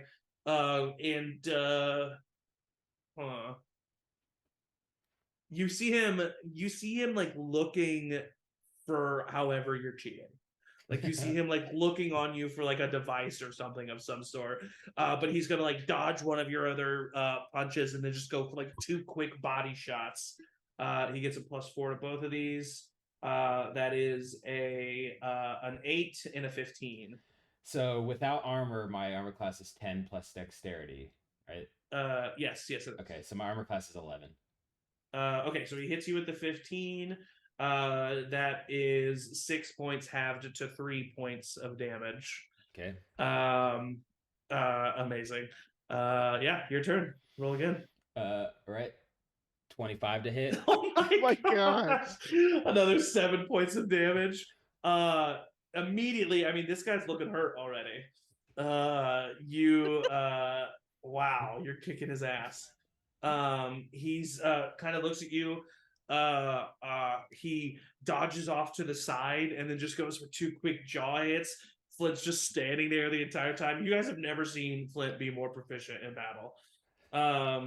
Both of his attacks... Wait, no, 11. One of his attacks does hit you. 4 plus 3 is 7, half to 3 points of damage again. So you're just taking the hits. Yep. He dodges one hit, he jumps up in the air and like to the jaw. Like he's very technically sound, but he's just like not landing the hits, and you definitely see fear on his face. And he's like already has a black eye swelling. He's bleeding out of his nose. You can attack again. I turn to the crowd. I have returned, Flint Boulderbender, the hero of Gorohold and ambassador. And then I just turn back. Let's see what happens at this attack. Let's see how the crowd reacts. Yes. 22 to hit. And the crowd goes nuts. Everyone's like, Boulder. I'll start playing Eye of the Tiger on my wand. you deal just another amazing punch to this guy, and Jorik puts up his hands and like tease out, and he's like, I'm done. And I didn't even get hurt with my real HP. And he kind of like he starts to like walk away, like holding his nose, and the crowd's like, yeah. I look freaking around out. I look around in the crowd for Shale. No, there. he's not here. But Rosie is, and she's freaking But out. Rosie's on some random dwarf's shoulders, just like yelling, and the dwarfs below her, just like, just like freaking out. The announcer comes out. Well, you know what? I think that's just calling an end for the evening. That is a fight of the night right there. Ladies and gentlemen, the hero of Gorohold, Flint Boulderbender. Everyone's like, yeah. Flint, it's like an amazing moment. You take this all in. It's like so awesome that everybody's here celebrating you. You hear the chants, Boulder Bender. And it's a really nice moment. It's nice to take in, but it's missing something. Yep. Yeah. This is for my son, Shale. Yeah. This is for him. Yeah, people are like, Shale. Yeah. Yeah. Hey, thank you 3 for being in my corner. I didn't really need you because I completely dominated him. That was a great performance, Flint. That was where did that come from? I don't know. I just kind of just stood there and hoped, and it kind of worked out. Why can't you fight like that all the time? That was absolutely, that was bloody amazing. I mean, normally the people we fight don't just punch; they like do other stuff. Right. Yeah, that's true. How is that guy the champion? He just went like this for 30 seconds. Yeah, but he was nailing some good hits on Flint. He just was taking. Yeah, I guess. Should we go talk to him? As you say that, you look over. Is. As you say that, you look over and you see Jordan kind of like walking back to his corner, like wiping blood away from his nose, like shaking his head. He starts to he gets down in his pack, takes out his shirt, that on, and he's just like getting ready to leave the pit. As he does, I'll like come up to him, being over there, and just say, well, damn, Damn. What? That guy, I don't know. It seemed like he's a fucking cheat. I don't know what he was fucking doing though. Yeah, can't say I agree or disagree. It's hard to tell even from my better seats, but I mean, well fought even still, you know. I just got the shit kicked out of me, mate. Yeah, but if he was cheating, then that maybe makes you feel a little bit better. Yeah, all right, thanks. And he starts to like push past you. Look, hey, I know I'm a fighter in a past life. Can I buy you a drink? I know losing's not the easiest, and I'm not going to roll a persuasion check. Natural 20. Oh my god. 2. You're gonna buy me 2 drinks. Deal. And I don't have to talk to you about anything. I mean, I don't really want to. I don't have to talk to you about anything. You don't have to. I just we're not sitting in silence. Okay. Well, okay. I guess we'll see how good you're talking at. Yeah, we'll see. Like, I like to think I'm a pretty good talker. I'll like keep talking as we walk. I'm like, and so as you say that, May, when you see Chad start to like walk away with the guy. Oh. And I'll look back as I like lead him away. I'll just look back and be like, oh my god. We should go get Rosie, probably. Yeah, Rosie. I've never seen Rosie so into anything. Yeah. Is she okay? No. Okay. And I got snacks. I got peanuts from the guy. Yeah, she's pretty drunk, I think. Okay. Well, let's go get her another drink. Yeah, so you all kind of head back to Stalagmites. Yeah. And as you walk in, Flint is greeted by rousing applause for being the fighter. People immediately like tell Mike Rockside what happened. Mike congratulates you, Flint, and like all this is happening, and And Jorik is kind of like rolling his eyes at the whole thing. And Chad, is the two of you grab a drink. Yeah, and like go I'll like off to put my some- hand on his shoulder, be like, "I'll make it 3. I didn't know he was coming. 3 drinks, Fine, maybe 4." right. Of course he's coming in. Where else the fuck would he go? And the Fair. two of you go over and you just like find a little side table, just the two of you. Yeah, and I try to like probably, since I motioned to May before, of just like try to say without saying, of like, don't bring Flint over here.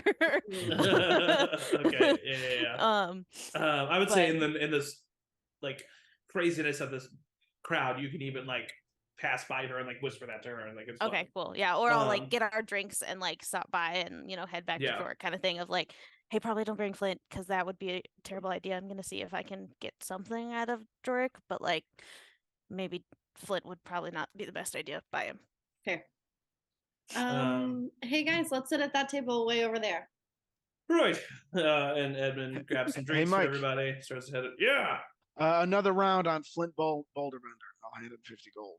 Hey, round on Flint Boulderbender, the hero of Gorohold. And everybody goes crazy. Rosie.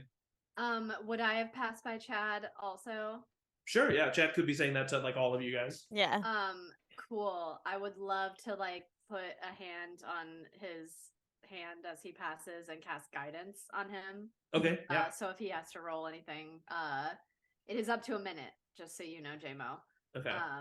But yeah, you get a D4 to one ability check of your choice. Cool. So right as you're walking away, just to get Yeah. the most of the time limit, that spell's cast on you. It's been cast on you before. You know what she did. Yep. And you go over to the table. He looks up at you. Oh, thanks. He takes the drink. Yeah. Immediately I starts just to, like bring chug a 2 bit of it. immediately, and I'll go Yeah. get 2 more after he finishes. But starting Yeah. with 2.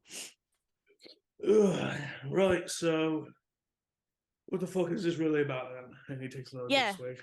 Honestly, I wasn't gonna, gonna be honest with you. I wanted to ask you a very specific question. I heard that you may have found a temple that I'm actually looking for, and I'm like, shitting aside, I'm being 100% honest with you. I know there are a lot of tales with this temple, and I'm just trying to find it. Go And I ahead and roll a think you know what persuasion check. With guidance, I get with what, a guidance. D4. D4. Extra plus a D4. So potential of 1 to 4. Good deal. Still not the best. Persuasion. 13. Yeah, listen, I do know what temple you're talking about, and I'm tired of people taking the fucking piss. All right, just not. if you want, and he starts to like stand up and walk away. Wait, hold on. I'm not taking a piss. I'm not saying you're crazy. I'm not saying any of that shit, man. I just know you found a place that I'm trying to get to, and if Yeah, and why the want to fuck would you take be trying to get there?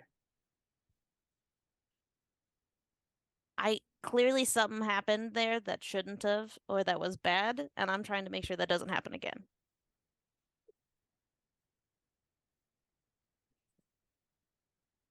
Yeah, place is a cursed place. I don't Cursed me. I And don't it's doubt it. not a place for normal people to go.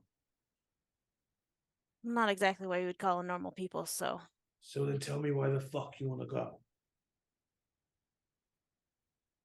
all right, you won't believe me, but here's the truth. And I'll look him dead in the eye and say, we're trying to stop some bad gods from coming back, and we think that a very important artifact or something is at this place that we can stop pretty much the end of the world. So if you could help us get to this temple so we could stop a potential evil deity from returning, that'd be great. You see that like actually really hitting him, and he kind of sits back down. I knew there was something horrible about that place. Whatever did what it did to me. You're right when you use the word evil. It's a dark presence down there. You really want to stop it? 100% I do. You're not by yourself.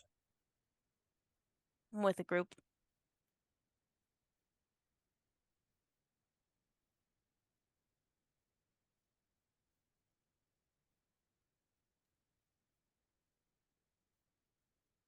I can take you there. 2 conditions. All right. 1, you pay me. You pay me. Kind of like you see him like he doesn't really know what he wasn't really expecting to say a number. You pay me at least 10 platinum.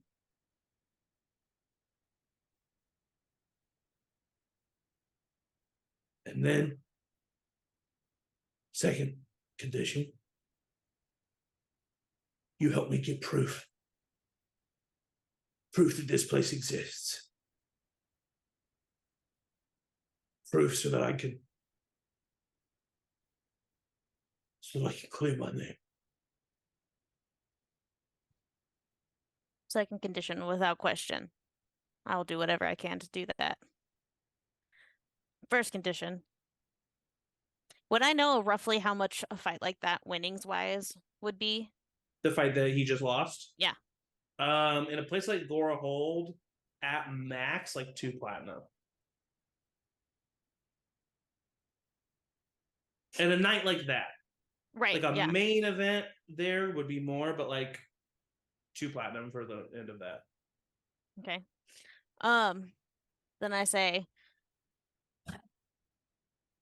10 platinum's a little more than I currently have. He like puts his hand up and he says, I'm not a fucking idiot. I know who the fuck you're here with. He's already spent 10 platinum in one evening. I know he's got more of it. Because 10 platinum is 100 gold, and he's mentioning the rounds of drinks that have been bought. And he's like, I'm sure your benefactor, and he like rolls his eyes looking at Flint, will be able to back you up.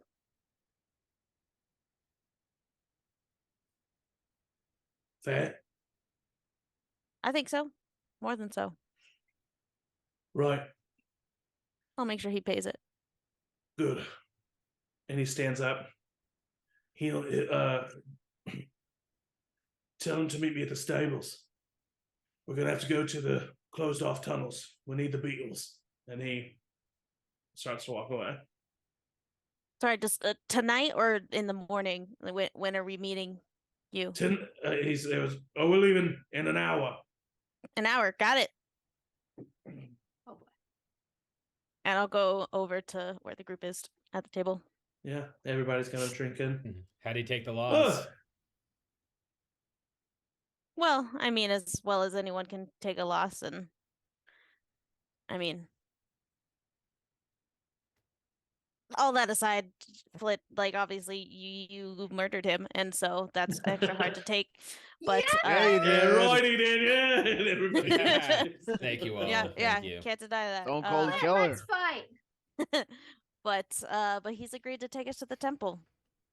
So Oh, Flint, really? you do owe him 10 platinum, and I owe him 10 that's platinum for beating his ass services. in a fight. No, for his services to take him to a temple that clearly is cursed or cursed him, or he saw some shit at. I think that's a fair price. And I mean, Holy you were shit. just saying how kind of rich you were, so I figured you could maybe cover this one since you did murder him. Evan kind of looks at you and shrugs. Well, I am kind of a Robin Hood figure. Richest one of the group for sure. Yeah. Edmund slaps you on the shoulder. Hero of gold. I do side eye Quinn, knowing that I'm sure he has more money. But You're the hero of Gorahold? Thank you. I am the hero. Hero. The other stipulation is we need some sort of proof that this temple's a bad place, which I'm sure we can find. But I want to help clear this guy's name as some, outcast of coming across a temple like this and no one believing him. So we can find some proof. That's his kind of second stipulation. And we need to meet him at the stables in an hour. So. Oh, shit. Oh, God. Oh, we're taking the Flint, Beatles? Yeah. Yeah, Yeah, Flint, we're taking the Beatles. You would know that when mine tunnels have been closed and mine carts no longer are transported throughout them, that giant beetles are the main mode of transport. And that you will have stables that holds a bunch of giant beetles that have saddles on them, and they're the best mounts that Gorahold can offer. There's saddles that strap you in on your legs in case the beetle ever needs to traverse on the ceiling upside down. But yeah, you would You would definitely know. You would definitely know about that, Flint. You guys are gonna love the Beatles. They're so friendly. Cool. Right. Beatles, man. Man, I got Beatles. I'm excited to meet the Beatles. Yeah. So maybe we just get like a snack or something, kind of prepare for. You want some of trip. my peanuts? I need to soak some of this booze. Yeah. Yeah. Have you ever had insects on a stalactite cone? That sounds not good. You know, but I'd I'll love try it, it. Flint. It's a local delicacy, but it's maybe an acquired taste, but I love it. I grew up on it. Cool. And actually, before we leave, Flint and Quinn, can I talk to you guys real quick? No problem. That's actually Maywin and Rosie. I'd like to talk to both of you, if that's Cool. Look at that. Well, what are Perfect. the odds? Insight check. Oh, I don't. What'd you say? Insight check on Rolling this Chad little thing. On Chad? Okay, yeah. On me? Yeah, why do you need to talk to them? Oh no, I'm drunk. 14. Chad, I would say with a 14, you need to tell Rosie if this is something that involves her or not. That's what she would glean. It's like, does she glean if you're going to talk about her, or does she like not get that hint at all? She doesn't get that hint at all. Okay, so with a 14, that's what you get. This is not about you, but you don't know what this is about. I instantly like get distracted by like the bartend coming by and like grabbing a drink off. Okay, yeah. So the two of you walk away. As soon as the three of them walk away, Edmund looks at the two of you and says, "Oh, I didn't really want to. There's nothing really in particular I wanted to say. I just thought that was a little, I wanted to be included in on a little secret chat." You want to have a secret chat, Edmund? Tell us about your drawings. What are you drawing in your thing? I see you scribbling and do you want some of these nuts? I wasn't really. I'm good on the nuts. I wasn't really drawing anything. I was writing. What are you writing? Is it your journal? No. One time I read Fan's journal. Let me tell you. Oh, Is it like He a needs a story? boyfriend. No, I was writing a letter. A letter? Right. Do you have do you have a lover?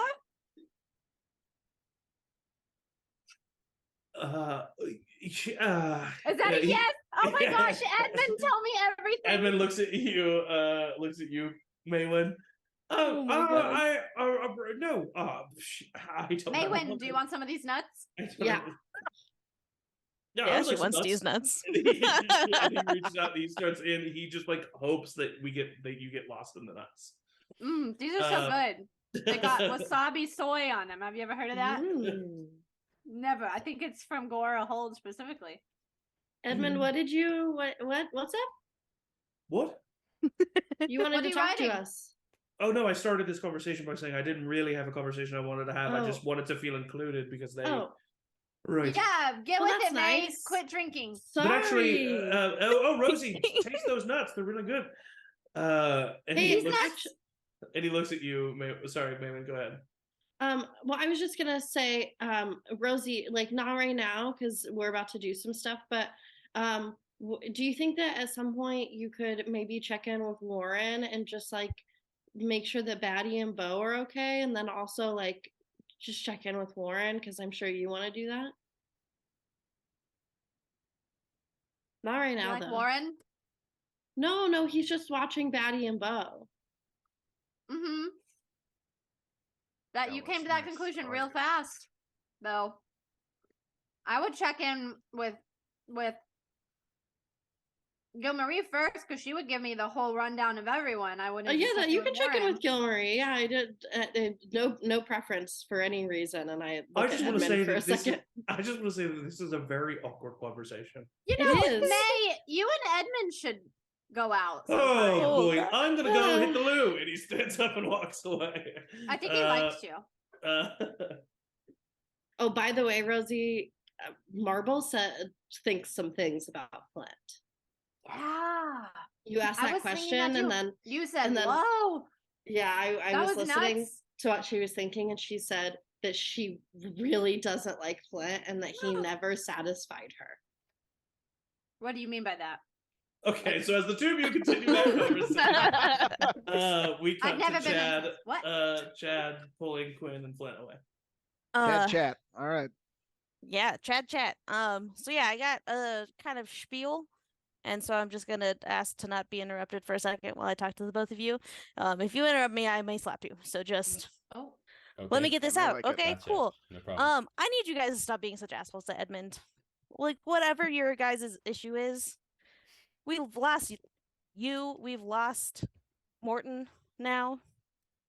We could honestly use all the help we could get. Feelings aside, and yes, Flint, you have similar skills, but stop with the pissing contest. You guys use your skills in different ways. You're both vital to this group, and we need you both in this group to just survive, honestly. So stop. No one thinks that he's trying to replace you. You just think that. That's it. Okay? And Quinn, honestly, I don't fully know what your issue is, but stop being such an asshole. I do know that if there was someone in the group that would likely put his life above my sister's, I'd want him to stay in the group. So just stop being such assholes. Stop being such dicks to him. You don't have to be like bros and nice, but just stop pushing him away. We need him. We're up against fucking gods, guys. So that's it. If you guys have anything you want to say, great. But that was my spiel. You're right. I have been treating Edmund poorly. I'm just a little bit of an emotionally vulnerable space, and I shouldn't have taken that out on him. He's great. I mean,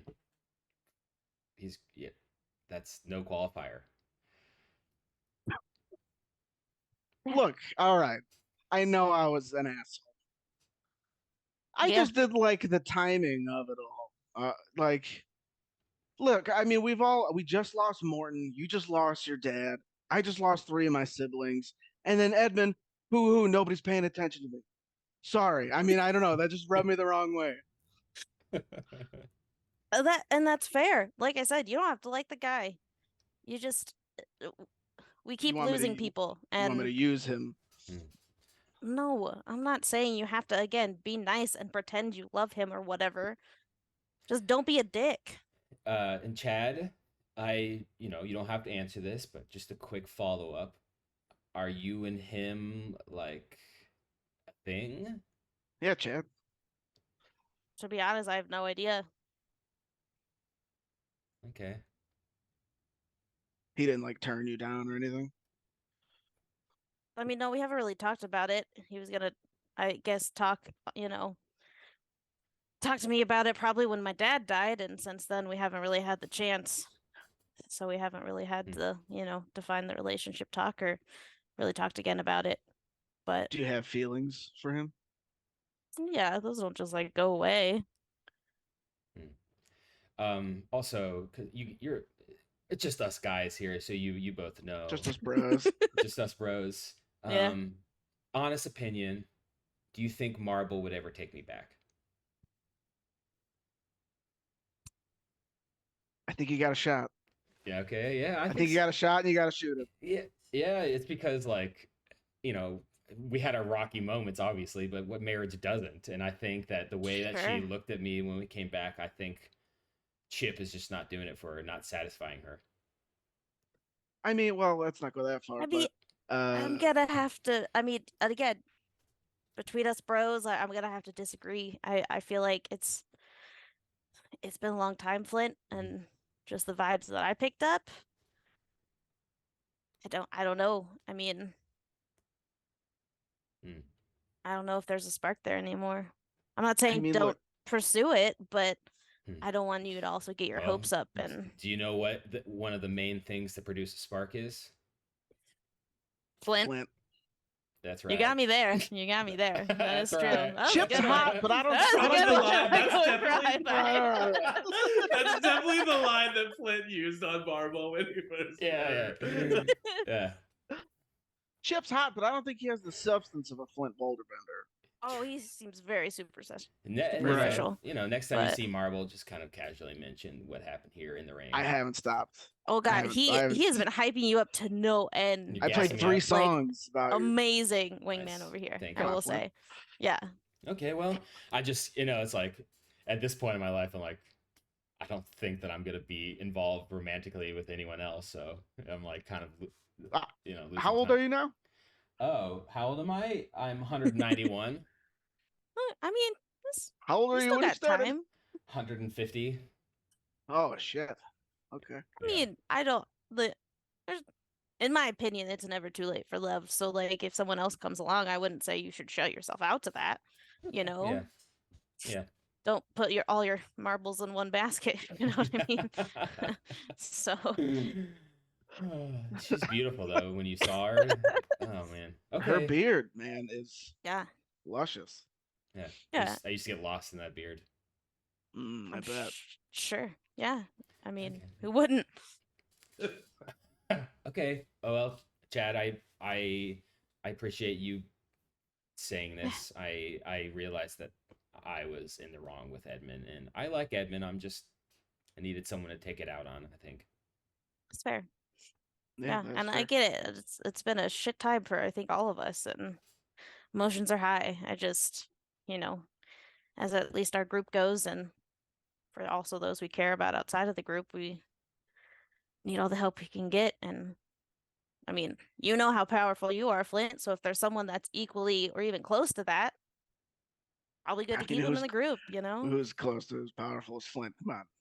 Yeah. I'm not saying he is or isn't. I'm just saying like if he isn't even close to you, like. Yeah, and who's to say if he is? Yeah. Yep. Who's to say? Okay. Well, we should go back to the stables and This is continue. a great bro down. Yeah, We should bring have it a- in, guys. And I just like Come on, pull all right, them yeah, in huddle up, for a huddle bro up. Yeah, hug. we should have just the bros talk more often. Guys' night. Guys' night. Honestly, this was great. This was great. I guess maybe we should have included Edmund in the bros chat. I mean, next time, yeah, I think it would have been a I little mean, awkward. Chad's This kind of an time, asshole here if you think about it. But you should stop being such an asshole to Chad, to Edmund, Chad. yeah, next time I'll definitely bring him into the conversation where I'm telling people not to be an asshole to him. All right, so you start to make your way back to the table. Flint and Maywin and Rosie have just finished their gossip corner. So the thing about it is it's all about the angle, and so if you get the angle right, you're not going to drop a stitch. It's perfect timing. Yes. That's Yeah. And that's Maywin. That's what you need to know. Okay. Thank you. Hi, you guys missed out on some very interesting conversation. Evan looks miserable. Yeah.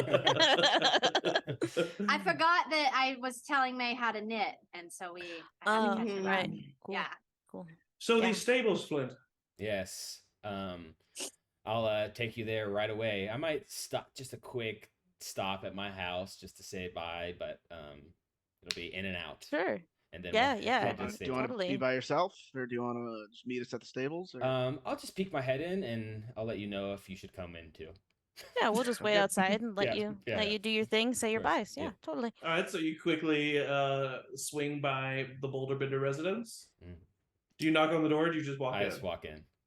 Okay, Nice. you just Oh. walk in, Dominance. and the two, Cliff and Marble, are, it looks like they're just having dinner at the kitchen Oh, thank table. God. Oh, thank you. Hey guys. everyone. Oh, God. Just You scared me. Hi. Oh, hi, Rosie. Rosie, no, he Hello. said just he's gonna peek his head in. Come back. Rosie's dragged back out, the door shut. I close the door. I'll be like, sorry. Hey, Marble. I love this side of Rosie. Drunk Rosie's the best Rosie. Marble. Hi. Oh my gosh, you scared. Hi, Cliff. Hey, how you doing? Hey, what's up? Good to see you, bud. Finger guns. Yeah, right. So I don't know if you've heard, but you're looking at the new champion of the knockaround. The Underground knockaround. yeah, the underground knockaround. So Oh, you just fought at the underground knockaround yeah. and you won? Not only did I win, well, I don't think that Jorik is going to be showing his face around Gorehold proudly anymore. Are you serious? Yeah. Wow. Well, congratulations, Flint. Thank you. It's really impressive. Thank you. What happened with Shale earlier? He just Is kind of he- walked in and Is he in his room? yeah, he seemed a little upset. Okay. Nothing. Nothing. Just when you get to your early 30s, it's like I hate my parents, whatever they do, kind of thing. All right. So I'm just gonna. We're actually about to head out. Go down into the mines, but before I leave, I just wanted to and check in and tell you that's where we're at, and just let you know that I'm the champion, and I'm gonna go upstairs and just say goodbye to Shale real quick, and then we'll be gone. Sure. Yeah, he's up in his room. Okay. Yeah, cool. I go up the stairs, knock on his door. Hello. Hey, buddy, it's your father. Hi, Dad. You can come in. I open the door. I come in. Hey, How you doing? Good. He's currently standing in the middle of his room, and he has like pieces of parchment that he's holding in his hand that he kind of like drops. Hey, you're not gonna believe it, but your old man just won a fight at the fighting ring. Beat Jorik, fist to fist combat. No way! You beat Jorik? Yep. That's so cool. Yeah, I know. Yeah, it was great. That's awesome. Yeah, I didn't even like cheat. I just did it. That's a weird stipulation, but I think that's really. Yeah. I think that's great. Yeah, I just I wish you were Yeah, there to that's so see cool. it. See, yeah, I'm sorry, but see, that's what I'm talking about. Like, look, that's one of the coolest things you've ever done. It has nothing to do with mining. Yeah. What are you reading here? I see like you're reading something. Oh, I'm just practicing my lines. Okay. What's it about? What are you talking about? It's just my monologue for the show. Oh, okay. What's the show about? It's about pain and what it does to us and how truly it can affect your everyday life. It's a modern day tale that really reaches down deep into your heart and pulls the emotion that maybe you've oppressed for decades to the surface so that you can greet it and embrace it like a loved one. Okay. And when you say pain, you mean like when you drop a rock on your foot? Um, you know what? Pain is definitely physical, Dad, and that's something I can't deny. But we definitely kind of lean more towards the emotional, existential pain. Ah. Okay. And you like talking about this? Yeah. Do you want to hear my monologue? Yeah. Okay. Cool. Suffering, dread, ouchie, boo boo. All of these words describe one thing. Pain. Do I talk? Yeah, no, that's no. You don't know that was the next line though. See, you can so the writing is very natural. Okay, yeah. Pain. All of those words mean pain. Pain means many things, and you see him get very expressive as he starts to move around. Mm-hmm. Pain means struggles of the heart. Pain means struggles of the mind. Mm-hmm. And pain means struggles with time. Because really, what is pain but an acknowledgement of the present and the fact that you're here right now? That's all I've got so far. I love that you love this. I go up to him and I put my hand on his shoulder. I admit I don't get this at all. This doesn't make any sense to me. He kind of his shoulders sag a little bit. But I see how happy it's making you, and I don't want to take that away just because I feel sad that you're not doing something that I want you to do. So That means a lot, Dad. Thank you. Yeah. Maybe you can be a miner in one of your plays. Maybe I can tell the story of Flint Boulderbender, the hero of Gora Holt. I mean, that'd be a pretty long play. Well, that would be called an Odyssey. Oh, okay. An epic, an epic. Okay, well, I mean, I would be honored, and I would love to see it at the theater one day. Okay, I'll start working on it. Cool. That's cool. Hey, Dad. Yeah. Now that you're, alive. Mm-hmm. Look, I mean, I guess you've always been alive, but now that I know you're alive and Mom knows you're alive, are you and Mom gonna, get back together? Or? Put my hand on his shoulder and I say, well, I think we lost the spark after so many years, but you know what's needed to create the spark, right? Friction. I don't know what that is.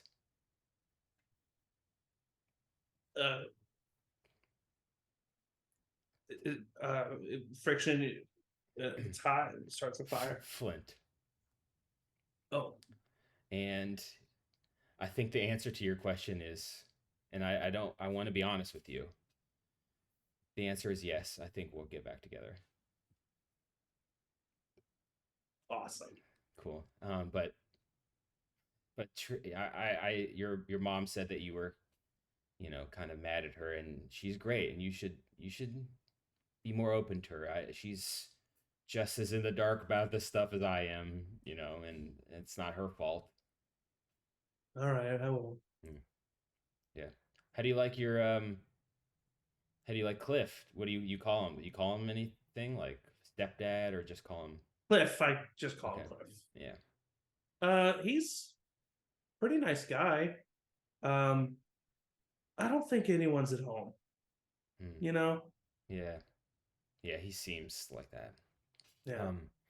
Well, if he does anything at all that's and even the slight bit odd or nefarious, let me know and I will take him down. Oh, he's not like that, Dad, but okay. I will. I'll let you know. Okay. Thank you. Well, I love you, Dad. I love you, Shale. And he gives you a big hug. We're going down into the mines now. So but I'll be back. No problem. Be careful. I will. Okay. I can't promise that I will come back. I mean, it's dangerous. I won't lie to you, but I will promise that I'll think about you at every second. Oh. Okay. But I think you'll come back. Yeah, I think I will. I'm pretty strong. I'm the champion, I guess.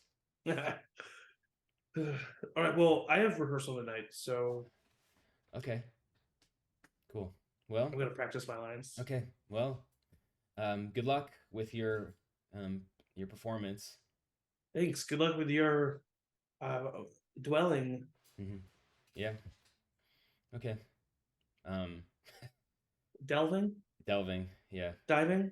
It's delving. Digging. Yeah, digging. The 3Ds. Alrighty. Okay. Well, it's just knock him out of the park, boy. Okay. Like I know you can. Alrighty. And he's like, okay. Yep. Normal teenager, like didn't know you were alive. Now you're back, but he's like immediately like, okay. Yep. All right. Bye. I stick my head back in. Okay. I love you. Love you. Okay, love you too. I go downstairs. To Marvel and Cliff. How's he doing? He's great. Okay. Good. Yeah. Don't be so hard on him about the like theater thing. I know it's stupid. Yeah, it's really stupid. But have you heard his monologue? Yeah. I mean, for dude's sake. It's not great, but he's happy, and that's all that matters. You're right. Okay.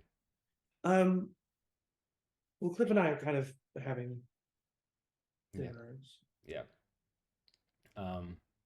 Cliff, good to see you. Hey, good to see you too, buddy. Finger guns right at Good to see you. Oh yeah, I back up, walking backwards out of the house. Okay. Hey everyone. Okay, it's time to go to the stables. Let's do this. You didn't want? Did you want us to come inside? You said you were gonna peek Nope. in and let us Nah. know. Okay. No. Alrighty. And Edmund leads the group, and you all head to the stables. And that is where we will take a little bio break before we head down into the closed tunnels. So don't go anywhere. Stand up, stretch, get some water, but stay tuned because we will be right back.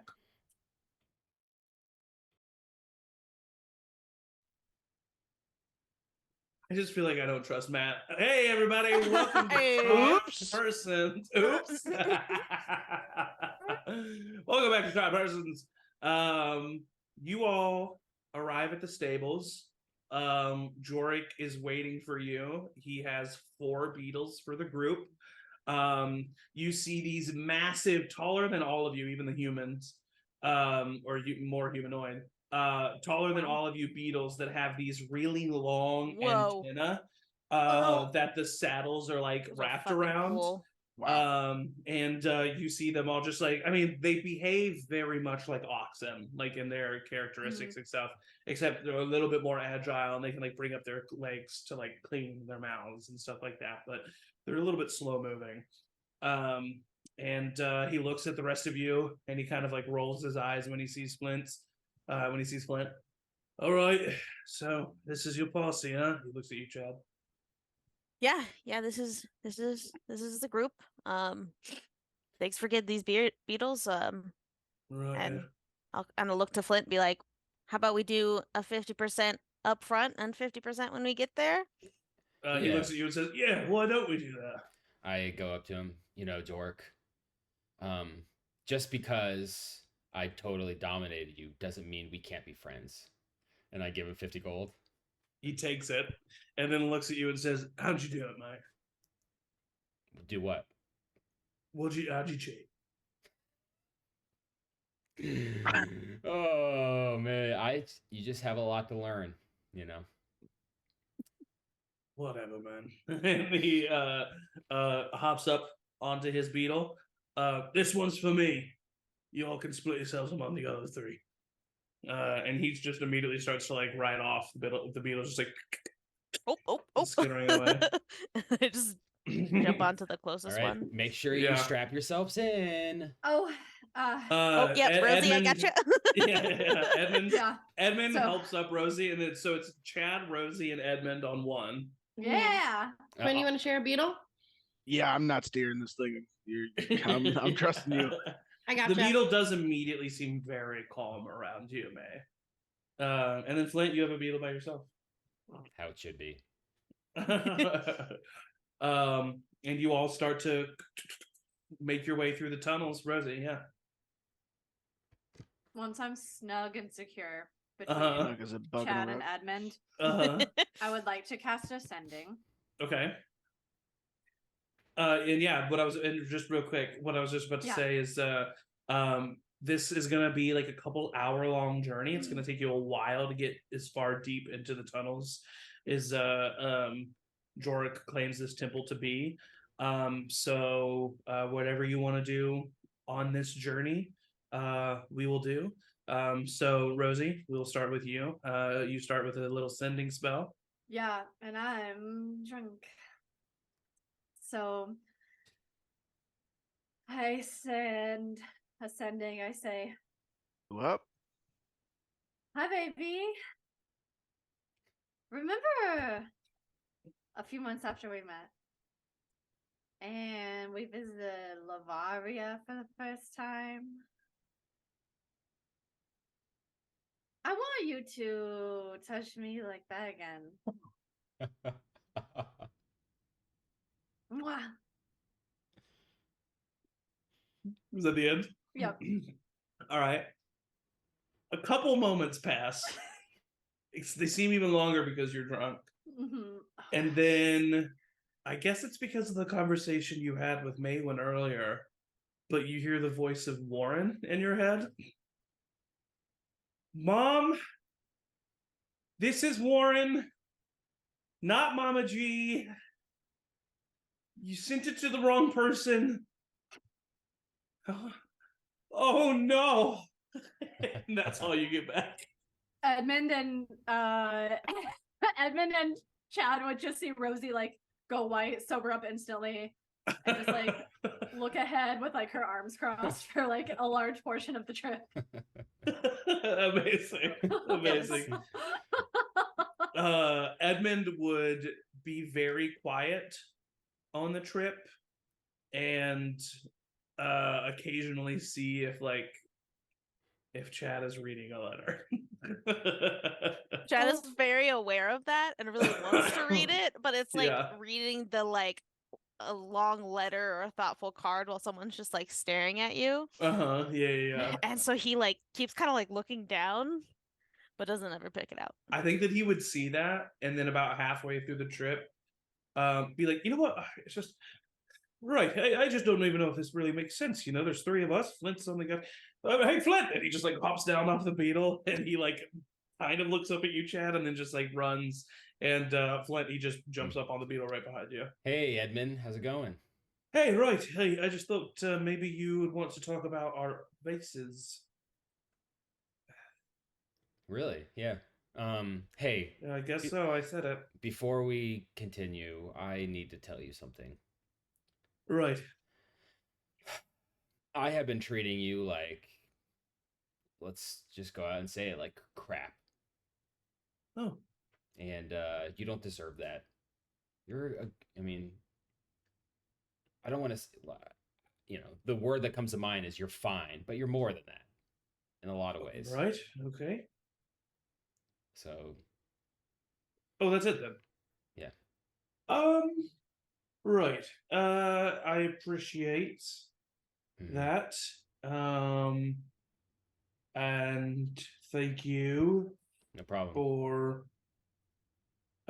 telling me. Yep. I think that you're swell. Is that it? Yeah. I think that you're a good guy, Flint. And okay. I just think that you have some narcissistic issues. I look dead ahead and I think in my head, pain. Amazing. Does anybody else do anything on this journey? Chad, yes. And then May, when I see you. First half, and I can do my second half in a second, but the first half, while it's still awkward, I think I'd pull my beetle to Jorik and just ask him to tell us more details of like what he encountered, what happened to him, of just like anything he can tell us to kind of help us prepare for what we're about to find in the temple. He says, I was mining and took a big swing of my pickaxe and I broke through something and this red light kind of shined down on my face. And I realized that there was something behind the wall and I kept swinging and eventually I made an opening big enough to squeeze through.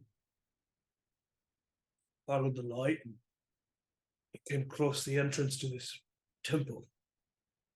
Old. And it had this glowing red paw on it. Ominous. It sent chills down my spine. I can almost hear a gargantuan vibration in the place. It's hard to explain. But I stepped forward, kind of drawn to it. And then I don't really remember exactly what happened, but I remember fury and pain and fear and anger. And I woke up outside of the little opening that I had created. And I had a mark on my arm. And he kind of looks down at his arm. And blood was pouring.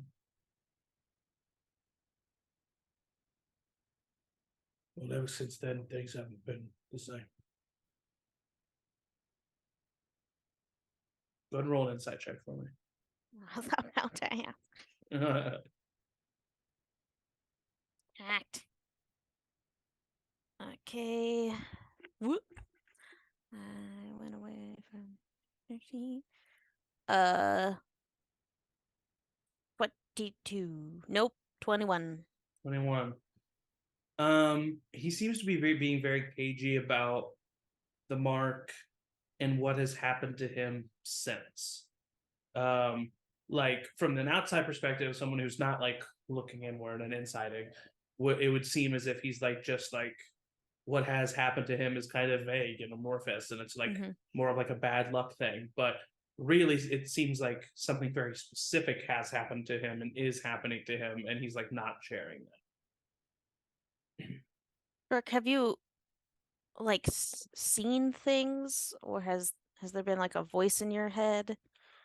If so, not exactly uncommon with our group, so I'm not asking these to embarrass you or anything like that. We honestly want to know what we can. No, there's chunks of time that I just don't remember. It happens sometimes. Sometimes it happens when I get really angry. Other times, I don't know, it doesn't seem to really be. I don't know it. But usually I wake up the next morning and I look like I've been through hell. Beaten up, torn around. And well, I don't know,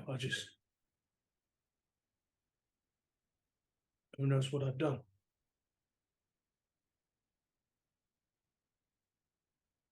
And you see him kind of like with the 21, like he has maybe an idea of what he has done, but is once again kind of like being a little vague.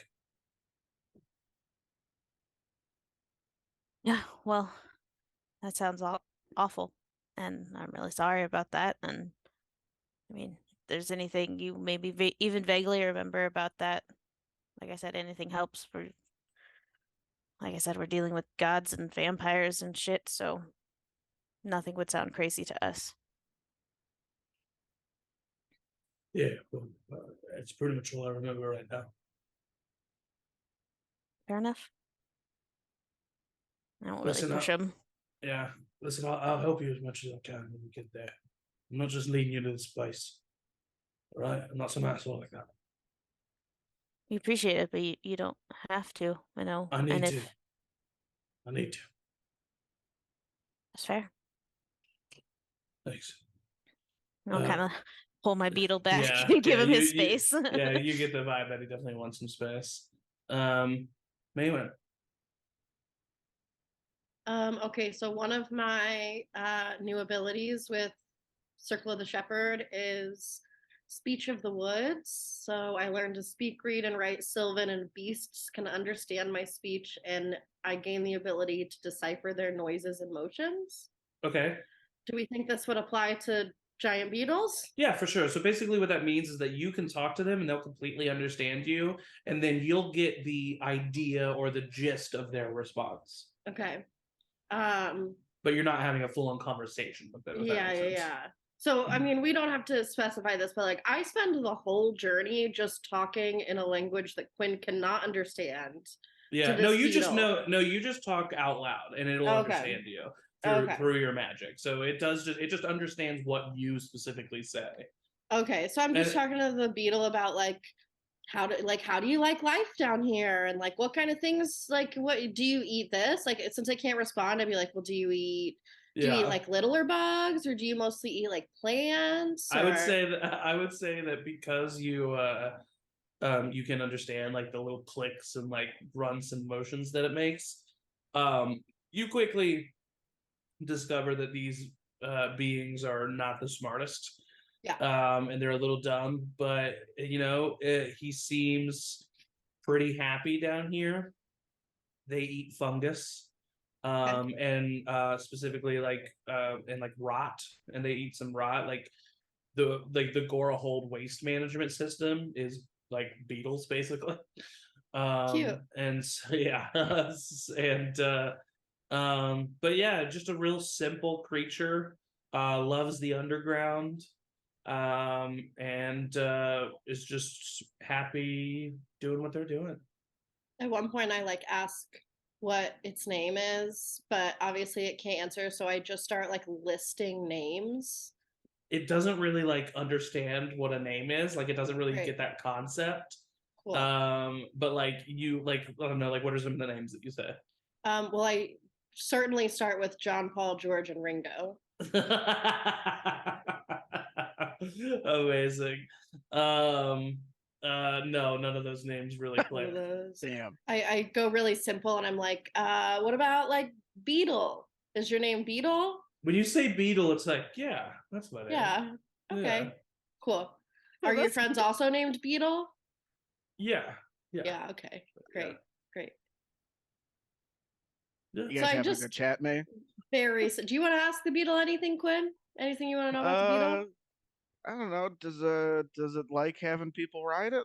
Do you like having people ride you? He says yes, because he likes being able to get out and move around. Cool. No, I'm good. Great.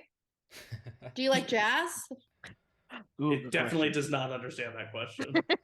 All right, hold on. I'll start playing a little. As you do jazz. that, you start to like feel this vibration from within the beetle that kind of like matches the tonal quality of the sax. And I So, match like... back. I let it solo, then I'll solo.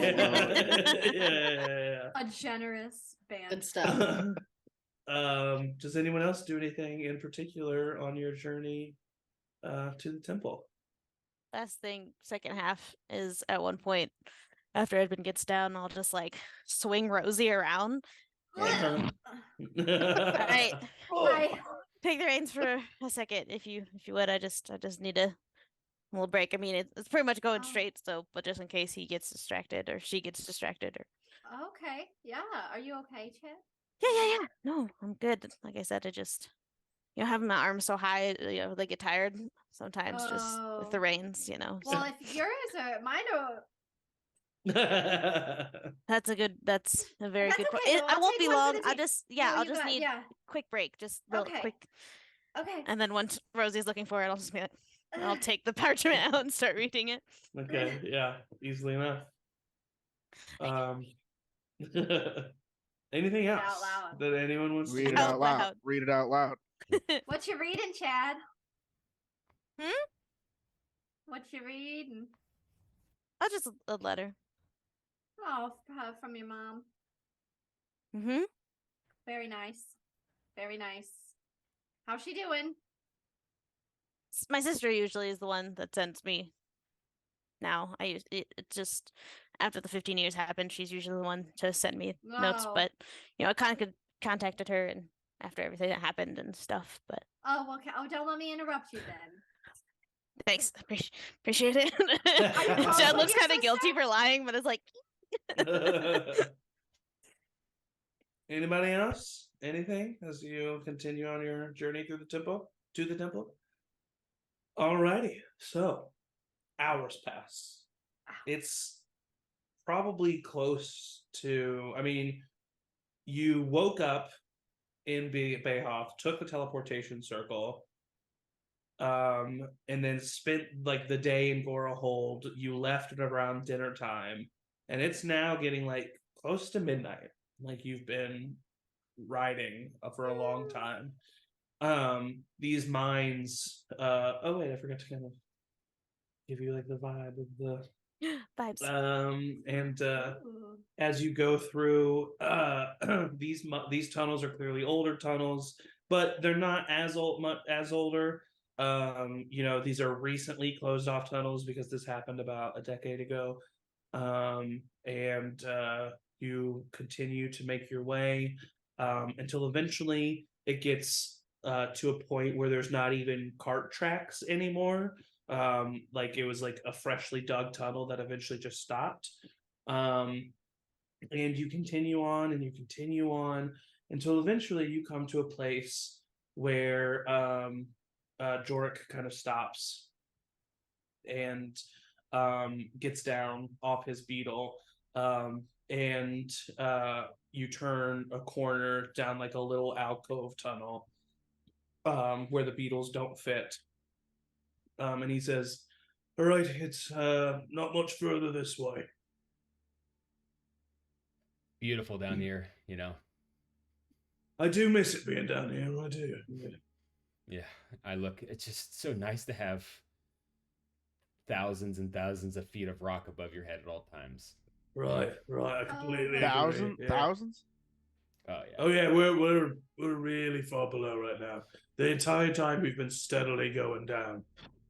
Oh. You think if there's an earthquake, we will all for sure. Oh God, die. let's just go. Maybe just don't, Flint. As I'm you not sober enough for this. continue through the alcove, you get to a point where you start to see this dull red light Oh boy. shining on this dark tunnel.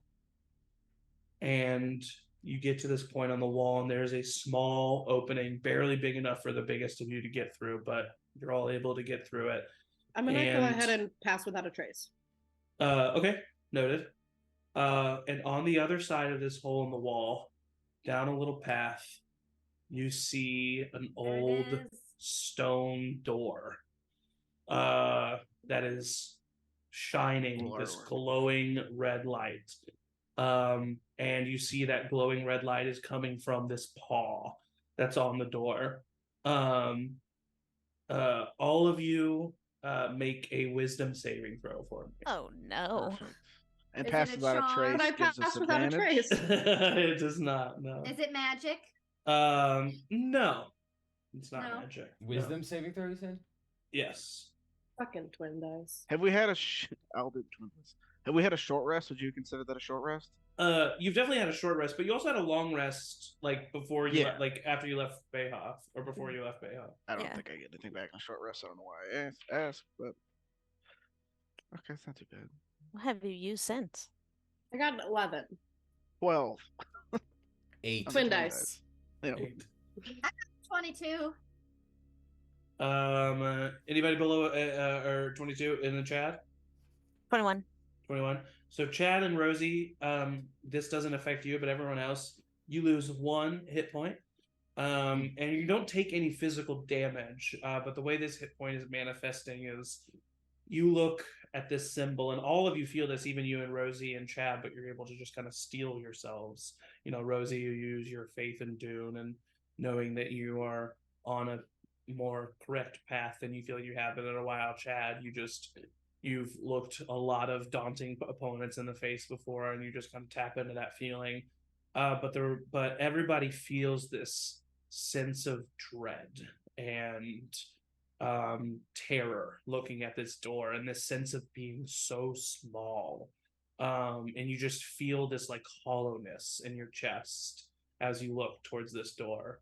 But it is standing, and it's there waiting for you. I approach it Okay. with my faith. Okay. And my faith and first. my faith first. Faith first. And is there anything that looks? It's just like a door with a handle that I could in theory. It doesn't look like there's a handle. Then I would love to do an investigation to see if I can see where the opening of this door would happen. Roll an investigation check, my friend. Okay, I'll do it. 17. With a 17, I will say that your investigation check reveals that there is no door handle. There is no, like, you even push it and it's like locked. So it is closed. But the paw itself, the large paw, is kind of indented into the door. And you do have this natural feeling of like almost wanting to put your hand up against the door. I'll look back at everybody and say, Don't do if it. this is how I go, What? Rosie, please, no. I'm just gonna push the No, door in. Rosie. Don't. Edmund, you should go check No. it out. Quinn, back I just off. like I'm just death kidding. glare Quinn. How else are we gonna What get we in talk about? here? Maybe I Jorg don't- should do it as the loser of our little. No, that's a He good let us point. down here. I think I'm the best one to Guys. do it because I am one with Dune. I think. Maybe But still you're I the have only to check person who in. could heal yourself, though. Right. But if you want to do No, it, oh, Maywin can. I've been working with Maywin. Maywin knows the way of the earth. Yeah, yeah, sure. Yeah, me. I'll have one Maybe hand just on a healing neither of our potion. healers should maybe do the. I'll do it. It's fine. I'll kind of take Rosie's hand and put it down and just push the door. Rosie, do you let her do that? Yes, but I would love to cast Shield of Faith on him. Okay. So Chad puts his hand up on the door. Chad, you feel the door heat, like you can't move your arm back. And you feel the door heat up to a just below unbearable. But then the door slides to the side, and beyond you see a dark hallway with dark reddened stoned. And here, you can go ahead and place yourselves on the map. Oh, good. Chad, for 10 minutes, Good. you have a +2 to your AC, and you're Oh. glowing. Nice. Nice. Good job, Chad. Yeah, good job, Yeah. Chad. good, No, I mean, good job. Rosie was Chad. the one that found it first, but it got really hot, I will say. So I just beware of I mean, I don't know if there's things like fire. I honestly don't fully remember all about all the different gods, but So we're here to lock in the ruby and everything. We're supposed to create something and make a key, right? well, I thought that was at Mistra. Was I Is here? that not here? I honestly can't remember. As Let's We'll see. figure out when we get there. May, you have our to-do list, right? Yes, this is where Not my the character. 3 items that make up the scepter of Malar are to be combined, and then there is going to be the chance to use that scepter as a key to either further lock away Malar or release Malar. Right. Okay. Should I cast? I can cast Conjure Elemental in less than an hour. I don't know if I should do that. We should and that wait. Maybe Just to, like. it takes a minute. I So think yeah, we maybe- can continue for a little bit. I just don't want to Okay. waste. They'll This say cool gem. I don't something. want to waste. I will say, well, something tells you, Quinn, that doing that might make creating the scepter make it inert or whatever. Yeah. Got it. All right. Something's telling me not to do it. Something. Is it Dune? No, definitely not, dude. Oh boy. You just see a red glow coming from ahead of you. Well, since Rosie, thank you, you kind of beefed up my armor, I'm fine to kind of lead the way. Yeah. Everybody wants to just slowly follow. I'll just walk to. Be careful. All right. As you walk forward, you see that this first chamber opens up into a large room. Oh my god. Immediately on either side, you see 2 lit braziers of red glowing flame that are just burning bright. You see a large pair of double doors right across from you, and then 2 on either side. You see 4 statues. You see a statue of a wolf, a statue of a bear, a statue of a boar, and a statue of a tiger. And they are all red glowing eyes looking forward. Kind of call back. Jork, did you get this far, or did you kind of stop at the door? Jorik kind of just starts to walk in. He's looking around, and he immediately says, "I don't remember stepping foot inside this temple." Cool. Boy. Cool. Should we just press forward, guys, and not try to get distracted and just Yeah. hope for the best? We shouldn't look at these statues at all any further. We should examine the statues. Okay. I know what you guys said about that. I mean, it was your like parents' place, but there were statues that came to life that you told us about. So I just They were pretty easily dispatched. Were they? sure. I get okay. I'll go to Flint, this after you. this I'll... bear, Just I don't guess, and touch I'll it. just start walking slowly over to the bear. All right, I'll so walk over to the other one. as you step in line with the braziers, Oh no. the braziers, the statues in front of you, the eyes start to glow brighter, and Flint. then within them, you start to see a red glow from within the statue, until suddenly the animals in the statues move forward and God start damn to it. come to life. And they look as if they are made from like rock lava themselves. Oh no. The wolf steps forward. Oh. We don't know they're bad. The boar steps forward. Cool, Spicy cool looking boar. boar. The bear roars loudly at all of you.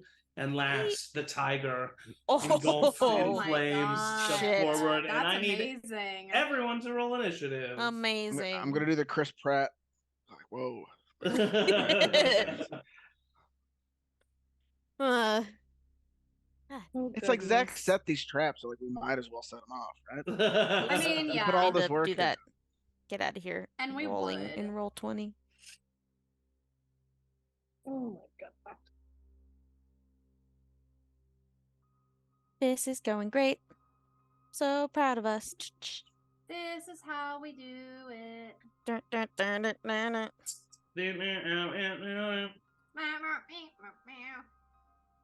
Alrighty, I am adding your turns and roll 20. Yay. Beep boop. Oh. Beep boop. Oh. Why won't it? Because it's when other people are typing. Yep. Gotta be Remember? fast. I Gotta be take it as a fast or challenge every patient. time. Neither of which I am.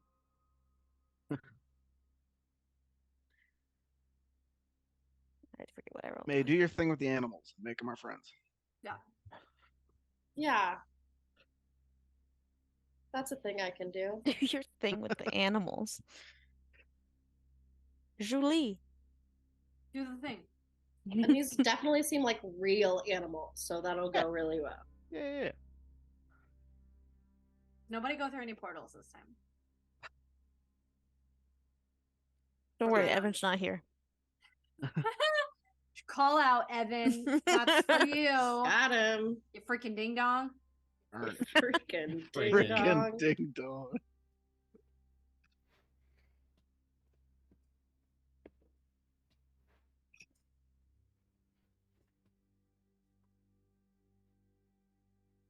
Oh, that's Ellie's? cute. Edmund and Chad got the same initiative.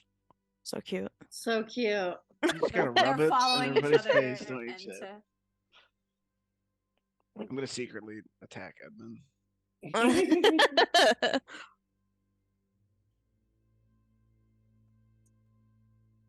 All right. Edmund's dexterity is a +2, so I'm sure that's lower than yours. It's also a +2, actually. Rollies. Oh, rollies. I'll roll in the chat, Jim. Just another d20? Oh, okay. Well, Hey, yeah, I got 17. that sounds like Edmund first to me. Sure does. Boo. It do be like that. Doobie doobie doo. I love us. All right. At the top of the turn order, Edmund steps forward. All right, well, here we go. And he's going to 5, 10, 15, 20, 25, 30. Run over here by Maywin and Chad. And he is going to shoot 2 lightning bolts back to back at the tiger. He gets a 17, which hits, and a 25, which hits. That is a total of Um, 15 points of damage to the tiger. Hell yeah. All right. That's the end of Edmund's turn. Chad, you're up. Cool. I'm just gonna go my 3 attacks. Bam, bam, bam. Scimitar, dagger, dagger. Scimitar, Bear. digger. That's in front of me. Scimitar is a nat 20. Oh my god. The first dagger is a nat 1. Okay. And then second dagger is a 19, which is also a crit. Amazing. Roll for damage on all of these. Cool. You want this the total again? Yeah. Yeah, these guys take well, are any of the attacks not magical? Is Scimitar +1 magical? Yes. Or just normal? It is Okay. considered Then, magical. Yeah, then, So they'll take full yes. damage. Okay. So then let me do some math.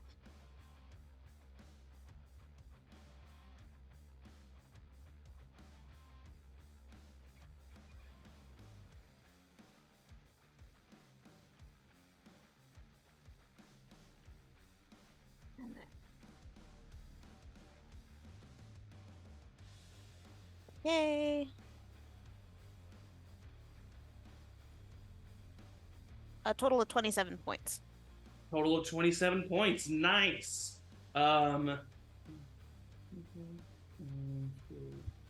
Amazing. You run up and you just dagger slicing at this bear. It takes the damage. Blood in the form of hot lava spraying out in all directions as you hit it. And it roars back at you. But it takes the damage. Is that the end of your turn? Those action and bonus action. So yeah. All right. Next is the wolf, who is going to sprint over behind Flint here to get advantage, and is going to try to bite you, Flint. Good luck. For a total of 24 on the first hit. Okay. Yep. Yes. Does that hit? Yep. Does that hit? So that is 7 piercing damage to you. And then I need you to make a Constitution saving throw for me. No problem. 25. 25. Okay, this will be halved. You take 3 half to 1 point of fire damage. Okay. All right, and that's the end of the wolf's turn. Flint, you're up. All right. Quinn, you're on deck.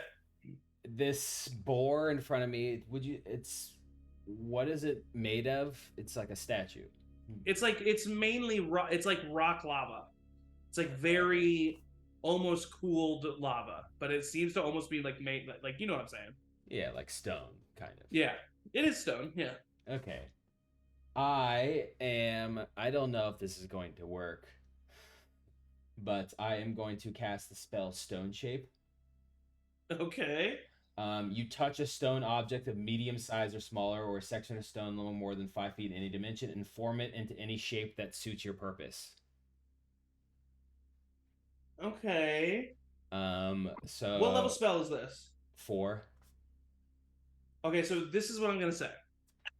Yep. You cannot. It's not an object. Yeah. So you can't change the shape of it. But because it's a 4th level spell, I'm not going to allow nothing to happen here. So I want you to roll 4d10 bludgeoning damage as you like force this creature's like insides in on itself. Yeah, I just like punch through its side. Yeah. 20. 20. Nice. Yeah, so a good amount of bludgeoning damage as you do see the boar as it's looking at you and it's like growling. You see its like insides like start to like cave in and like almost fight itself. But then it fades away. And it kind of forces itself back into real shape. But definitely caused a good chunk of damage to it. All right. Yeah, I'm just gonna stay right there. That's it. Okay, Quinn, you're up. Jork's on deck. Then Rosie. Let's see how this goes. I'm gonna cast since they are all within 30 feet of this spot, I believe. Yeah, Yep. I believe. Do I have to be there? Do I have to? Well, there's a range, No. and then there'll be like a radius. Yeah. So yeah, the range is 120 feet. I didn't know. If Okay, so yeah. was. So you're good. Yeah. So I'm good. gonna cast it there. They each have to make. I'm gonna cast Hypnotic Pattern. Okay. They each have to make a Wisdom saving throw. As I blast out a rockin' tune. Bonus action. I'm gonna flip the coin first, so I get a +1. Perfect. Okay, I was just seeing if they have any bonuses to these. They do not. Okay, so the first one gets an 8. So we'll say the tiger got an 8. The bear 16 gets is the DC. Bear gets a 13. He fails. The boar gets a 17. He succeeds. The wolf gets a 17. He succeeds. So the two of them are tiger. incapacitated. If they take damage, it negates it. But Okay, cool. just skip So the turn. tiger and the bear immediately. Oh wait. Does it say anything about their intelligence? No, that's Tasha's hitting slap. Okay, cool. So yeah, they're just both immediately like looking up at the ceiling at this hypnotic pattern. But the other two look up and kind of like shake it off and bring their attention back down. You said the wolf. It looks like it didn't take, right? The wolf saved. The wolf and the boar saved. The tiger and the bear Then I will failed. And the wolf is the one that's right in front of me, so I'll stay right there. All right. At the end of your turn? Yep. All right. Jorok is then going to run up, and he's just going to attack the wolf here. It's +3 to this. Or no, +4, right? Yeah, +4. That's a dirty 20. That succeeds, and that's another dirty 20. So he does. He has a little short sword out. You see him you look at him, Quinn, and he looks angry. And you actually see Quinn, make a perception check.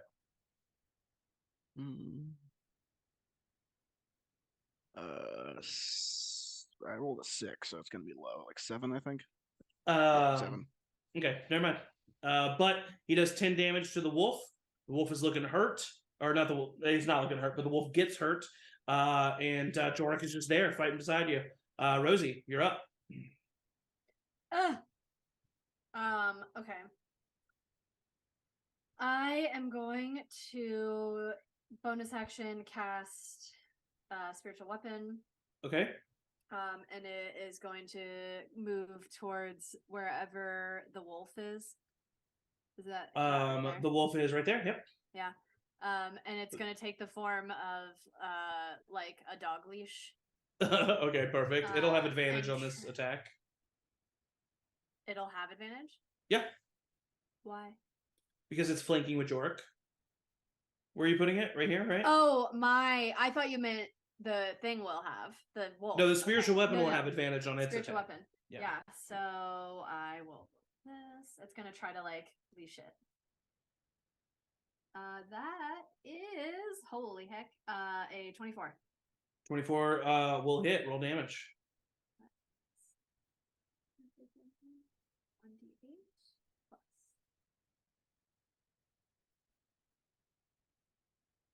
1d8 plus. That is 8 plus 4, which is 12.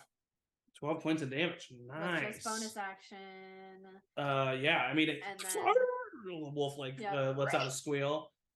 Good dog. Okay, everybody stay calm. And I'll do 5, 10, 15, 20, 25, up to the bear here. Okay. And very careful of Chad. I'm going to use my Sacred Flame. All right, what's the saving throw on that? Dexterity, please.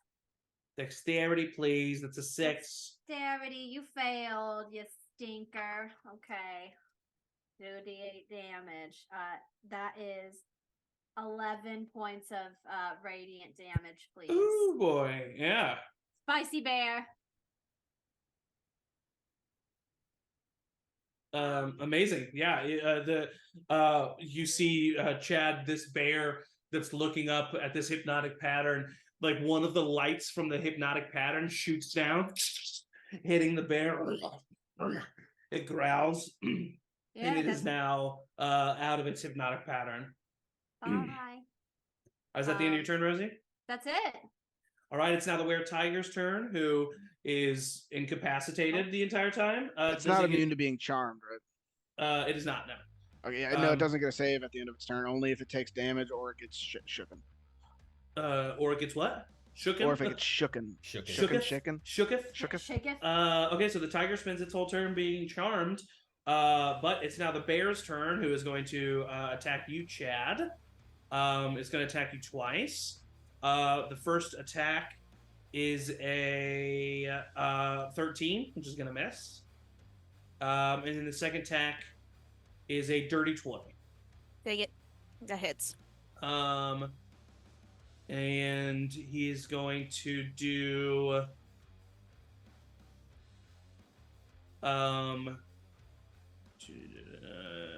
plus 4 is 14 points of piercing damage to you as he bites down on you, and then I need you to make a Constitution saving throw.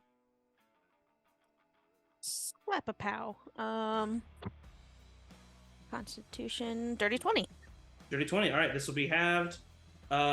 You take 4 half to 2 points of fire damage. All right. And that is the end of the bear's turn. It's now the boar's turn, who is going to attack you, Flint. Boring. Yeah, let's see. And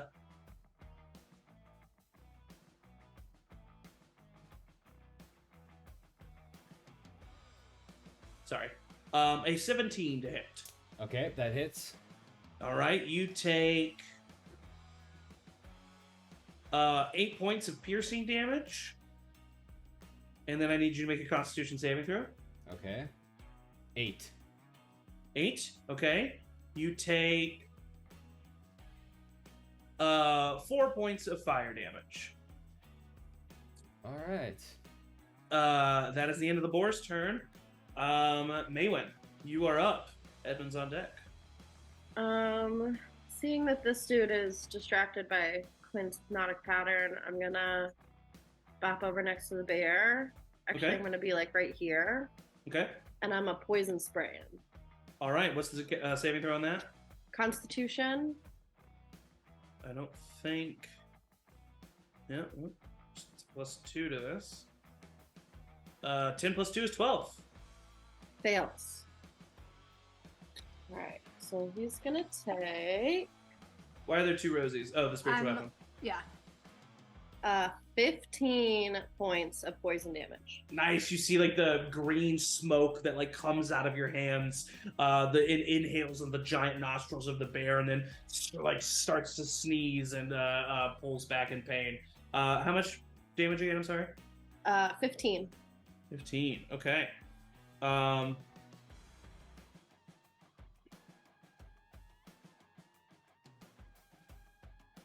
I want a wild shape so bad, but it just doesn't make sense since I didn't take Circle of Command. It just really doesn't. All right. That's the end It's of really your turn. situational. Yeah. It was low. It is Jeez. the end of your turn. Yes, end of my turn. Sorry. Okay, no worries. And then Edmund is going to kind of just stay back a little bit, but is going to fire. Doesn't want to fire at the tiger, so he'll fire 2 lightning bolts at the bear. Actually, just 1. He's going to use a stronger spell. Let's do second level. That is a 12 to hit the bear, which is not going to hit. Oh wait, no, it does hit. Wow, yeah, really low AC. So the bear takes 13 points of lightning damage as the lightning bolt hits the bear. Kind of like you see the arcs of lightning like arcing between like the plates of rock on the skin of the bear. But that's the end of its turn. Chad, you're up. Hell yeah. I'm gonna try to kill this bear. 3 hits. First one is a 17 on the die. Hits. Second one, I think, is only... Yeah, it's only a 9. Hits. 9 Oh, wait, no, hits? Sorry. Does not Oh, hit. jeez. And then third one's a nat 20. God. All right, yeah. Roll for the 2 attacks. All right. Ugh. Stupid.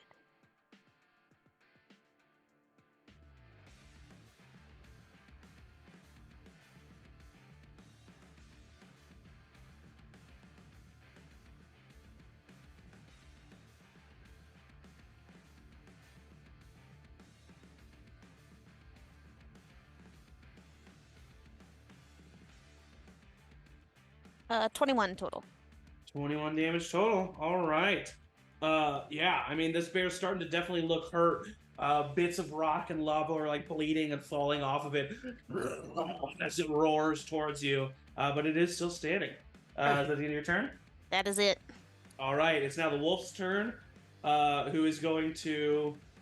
Man. Who is it going to attack? It's completely surrounded here. Okay, 4d4 is a reroll. Jork, Flint, Quinn, 1, 2, 3. All right, Flint. You're getting attacked by the wolf, buddy. Let's see it try. It has a +4 to this, and is going to take 2 attacks. First one being a 23, the second one being an 18. They both hit. It does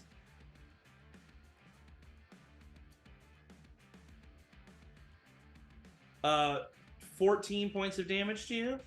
What is this? This is not bludgeoning, is it? Piercing. And I need you to make a Constitution saving throw. Okay. Natural 1. It rolled a 1, so you still only take 1 point of fire damage. Cool. All right, that's the end of the wolf's turn. Flint, you're up. Okay, I'm very injured. I instinctively look down to pull out my staff of withering, but I do not have that. So I'm going to Eldritch Blast the wolf. All right, roll for attacks. I get advantage because of Quinn flanking. You sure do. Nice. All right, and I get 2 blasts. I'll do both at the wolf. First one is a 10 to hit with advantage. With advantage, that's insane. But it does not hit. And then the second one is a 26 to hit. There you go. That does hit. Yes. So that's 12 force and 3 bludgeoning, 15 total. 15 total. Nice. I mean, he's looking hurt, but he is still standing. But yeah, just like the bear, he's like bits of rock and lava are like falling off of him. He's just growling at you. And I don't have my healing potion anymore. I believe I used it. Yes. So I'm just gonna hang out here and hope I don't die. All right, perfect. Quinn, you're up. Jork, you're on deck. Flint, you're in the hole. Or Rosie, you're I in the will hole. try to help. I wish I was What? in the hole. I'm just gonna step right there, and I'm going to. I don't think that's concentration. Make sure, no. At a second level, I will cast Dissonant Whispers at the wolf. All right, that's wisdom, So I right? have to make wisdom saving throw. Yep. That is a natural 19 on the die. That's gonna save. Split takes half as much damage, so 4d6. But it does not have to move. Sorry, Flint.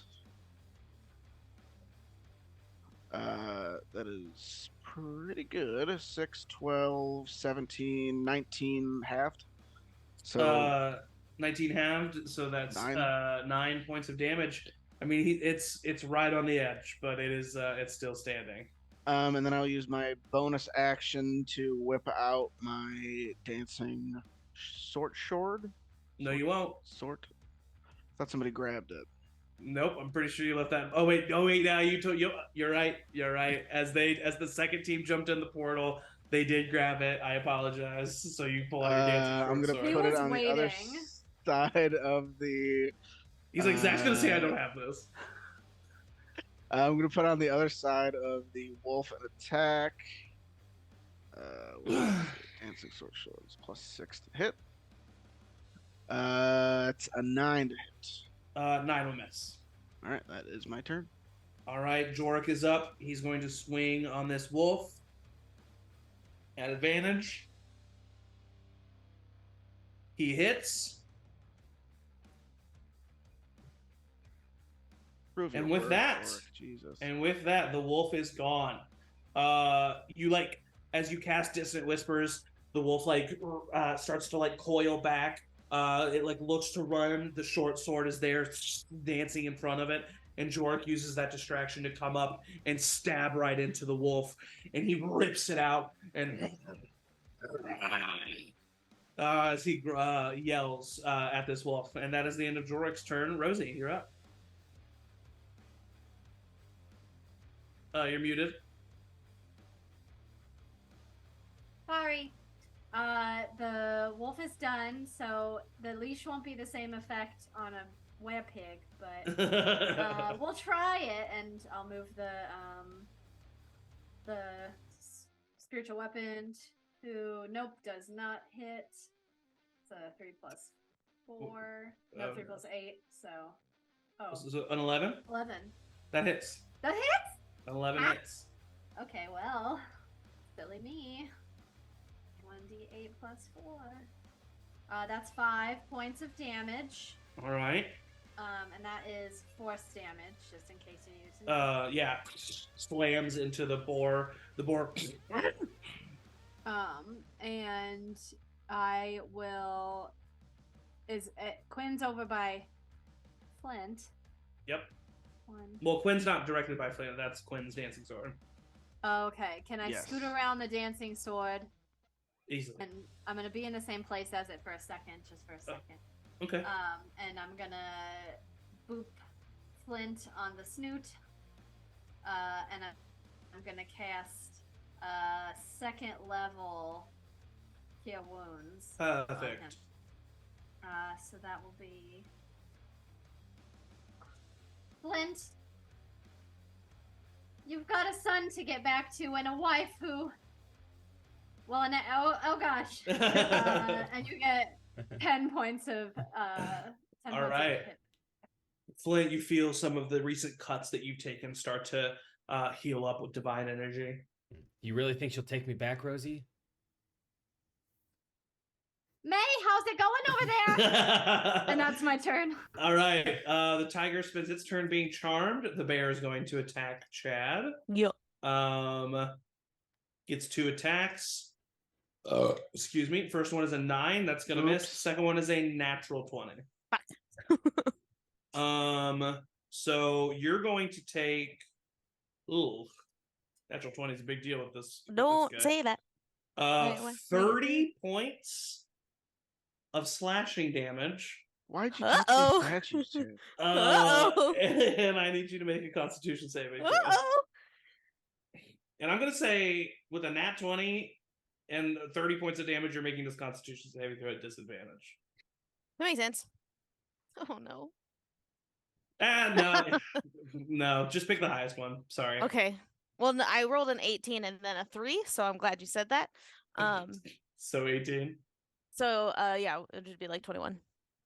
All right, 3. I already have it. 3 points of damage. Fire Okay, damage great. to you. But that is the end of its turn. It's now the boar's turn. The boar looks at Flint, completely ignores him, and walks over to Rosie. Flint, you can make an opportunity attack if you would like. Yeah, I would definitely would. I'll take out my hammer. Yeah, hammer time. 19 to hit. Hits. Roll for damage. Ooh, 16. Nice. Yeah, I mean that was a good chunk of damage to it, but it does still walk over to Rosie. It's looking hurt though. But it's still going to attempt to maul you, Rosie. It gets a 11 on its first attempt and an 11 on its second attempt. Nah. Misses you both times. That's the end of its turn. Maywin, you're up. Edmund's on deck. Chad's in the hall. Okay. I mean, it worked last time, so I'm gonna poison spray him again. All right. Saving throw is Constitution, right? Constitution. Yep. That is a 3 on the die. That's gonna fail. And 16 points of poison damage. Nice. He's starting to look pretty rough. And since that is a cantrip, can you believe? I'm gonna cast a bonus action healing word for Chad, Okay. which is only gonna give you 4 points of healing, but it's just like a little band-aid. It's 4 that he didn't have. All right. It is Edmund's turn, who is going to kind of fly, not fly, but he just like hovers forward a little bit. That's flying. With his storm powers. Yeah, he doesn't really, but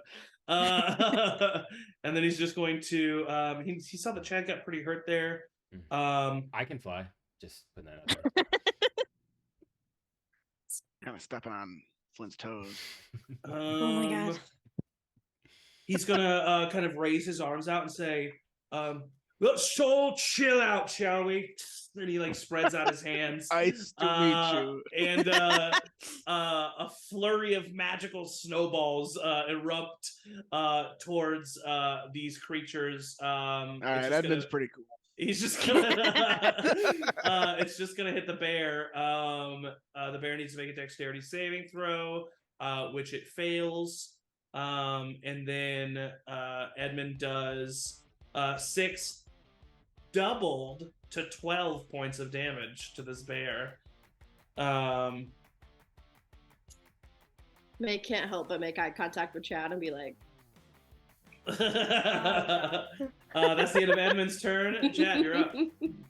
Okay, I'm gonna use my new power of spare time.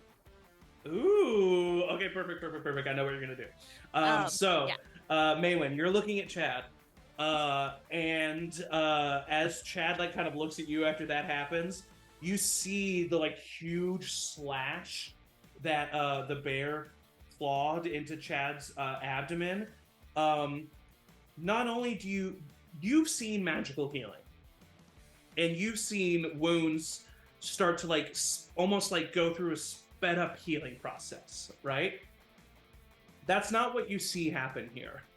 From the point where the slash ends, you see the skin recreating itself, almost as if the wound itself is going back in time, as Chad heals every point of damage he took in the last 2 rounds. Whoa.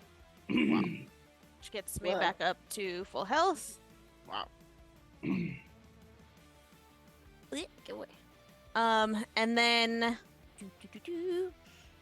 I'm gonna attack the bear. All right, roll for damage. Cool. All right, first with my scimitar. 18 to hit on the die. Hits. Should I do these one at a time? Is he low enough to? Because Because if I don't have to use. Do the next one. 16 on the die. Is the next so one. roll for those 2. Okay.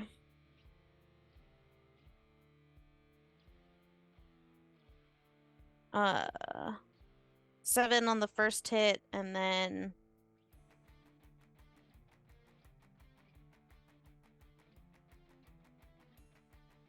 13 on the second hit.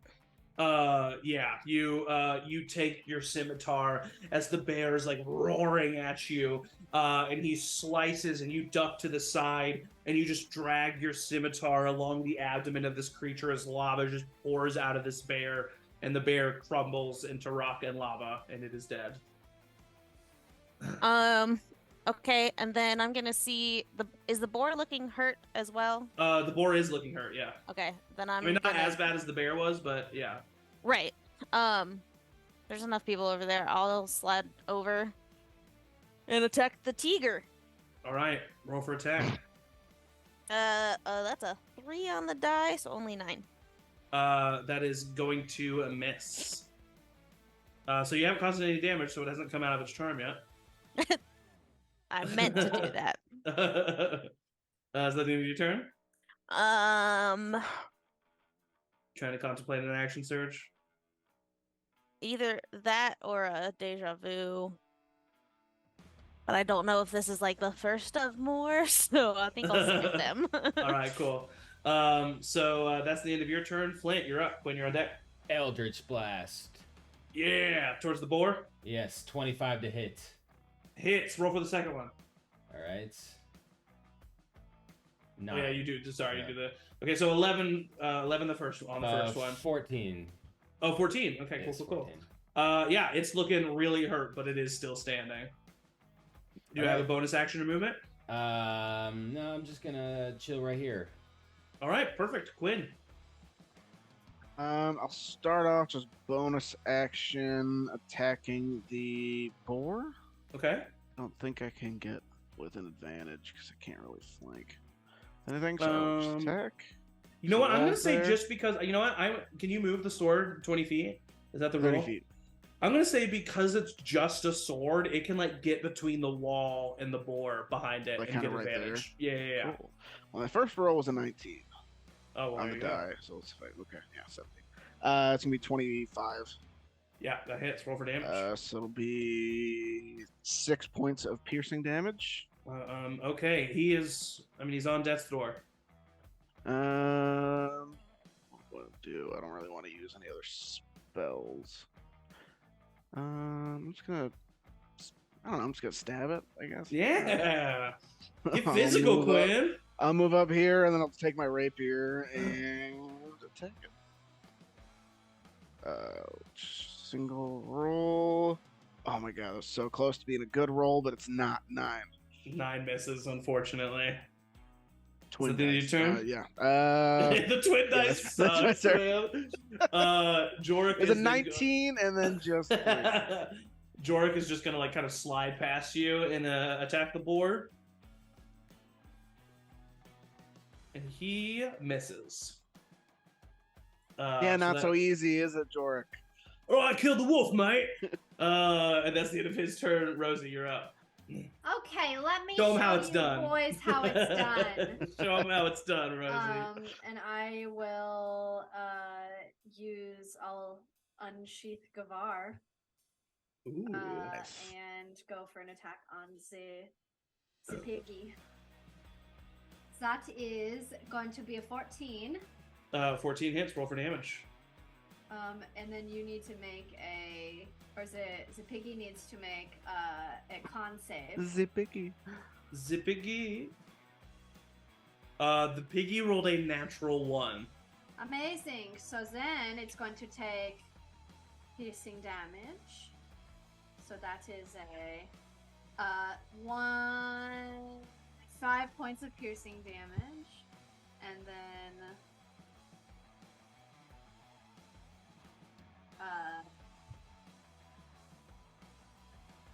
3 automatic points of necrotic damage, and then an additional. Hang on. Oh my god. Now I know how Chad feels.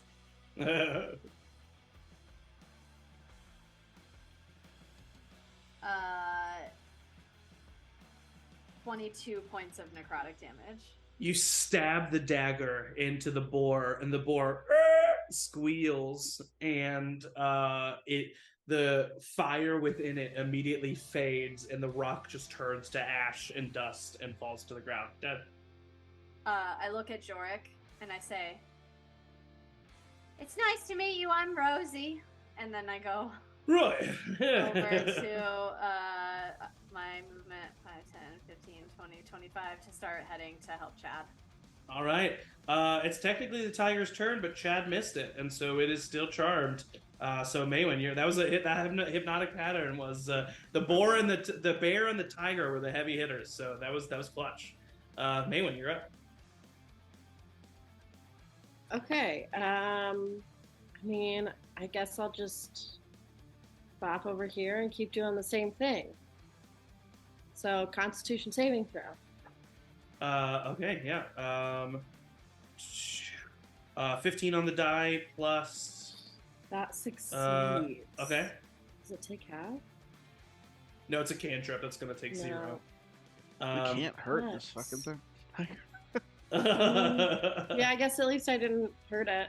Yeah, but Edmund's going to, or at least try to.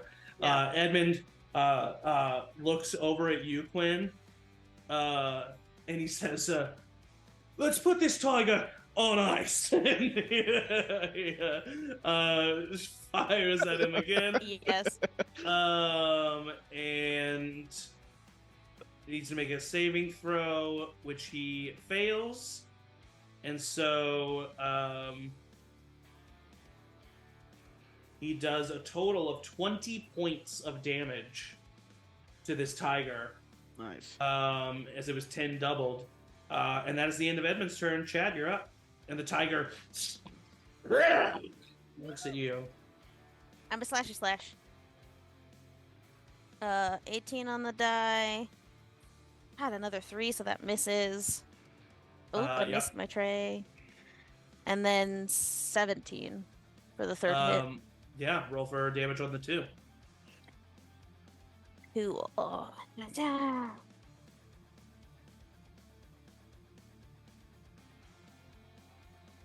16 total. Alrighty. 16 total points of damage. This hasn't taken any damage, so he's still looking okay.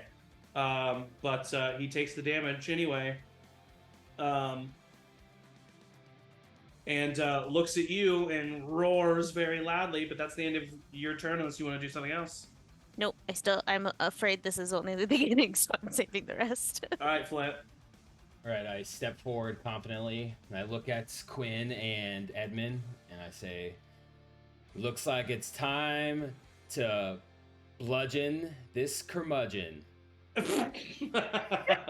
Amazing. And I'm going to Eldritch Blast him. 14 to hit. Hits. Okay, so 12 damage on the first one, and then 8 more on the second, so 20 total. Oof. Yeah, I mean, this tiger is what was that? Is all of a sudden looking where's the tiger? looking pretty hurt. Yeah, is that the end of your turn, Flint? That's it. Quinn, you're up. I can't. I don't want to use any spells, so I can't move my sword over there. 5, 10, 15, 20, 25, 30.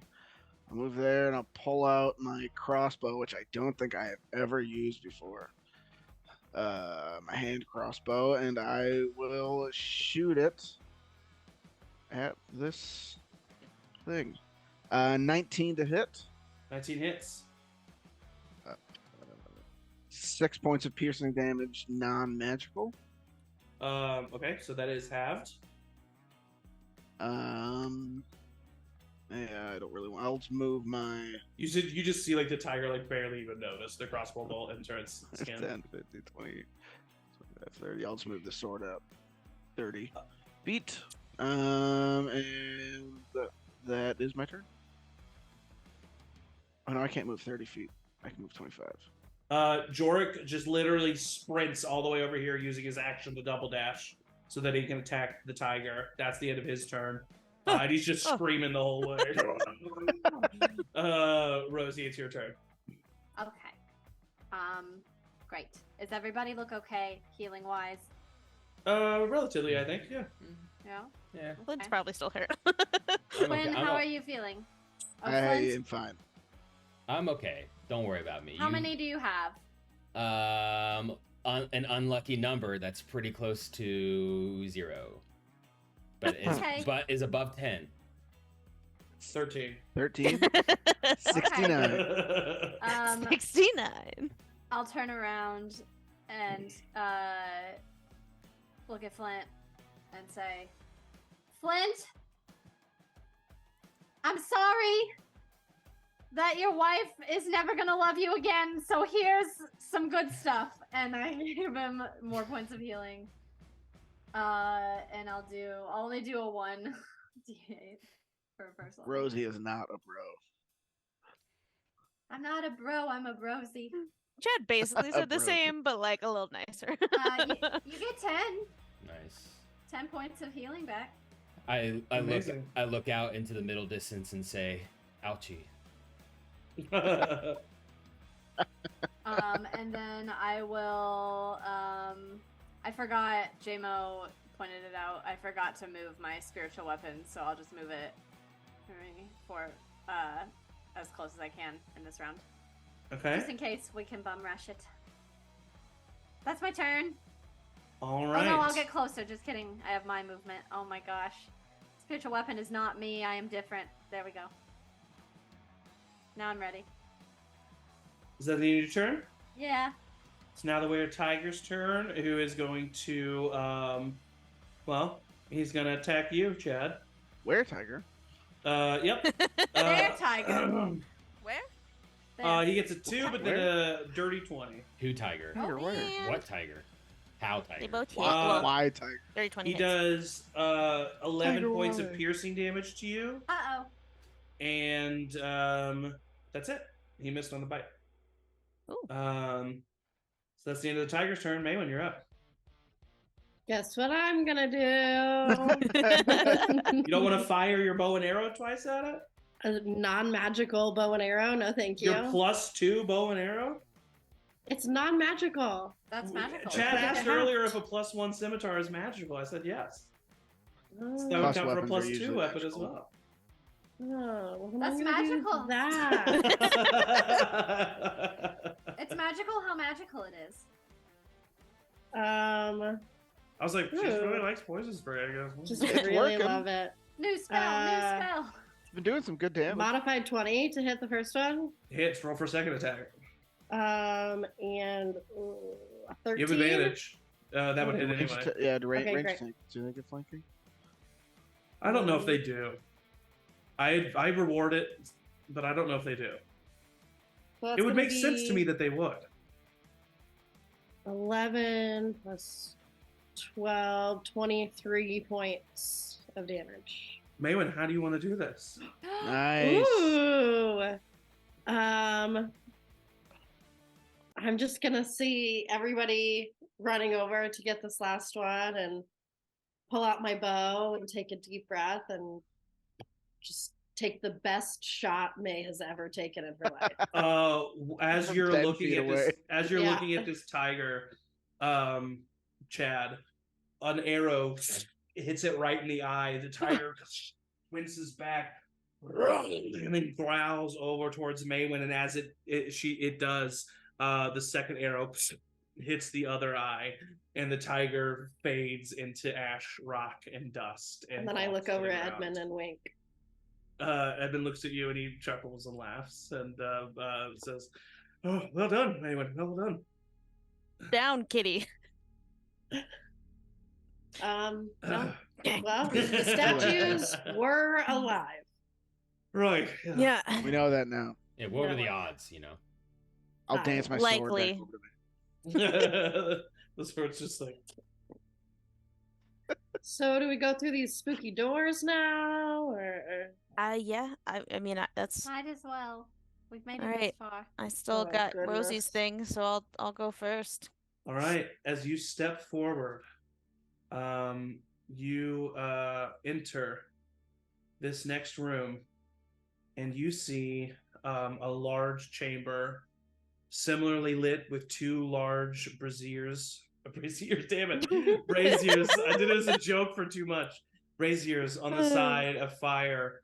A large podium pedestal in the middle, and behind it, you see a wall made of this crystalline red glass, and that ominous, horrid feeling that you have felt just intensifies and starts to grow, and it is it's an ominous, horrible sight to look upon. And This you room just looks kind of terrible. feel and hear this like this very deep thrumming that's almost imperceivable. Should we just leave then? Pack up and leave? we should Well, do the I mean, thing, and we should We do have it quickly. Yeah. I would say don't touch that wall. Rosie, since you've walked in on the pedestal, Beep. You see 3 indentations on the pedestal. One looks circular, one looks long and cylinder, and then one looks like a dagger. Hmm. Convenient.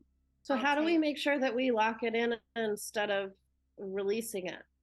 Lefty any, loosey, like- righty tighty. Writing or In text.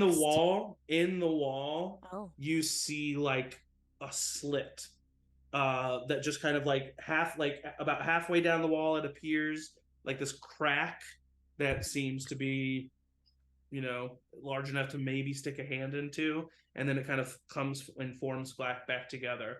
There is text on the podium, and I'm just going to say that Flint does his comprehend languages. It's Infernal.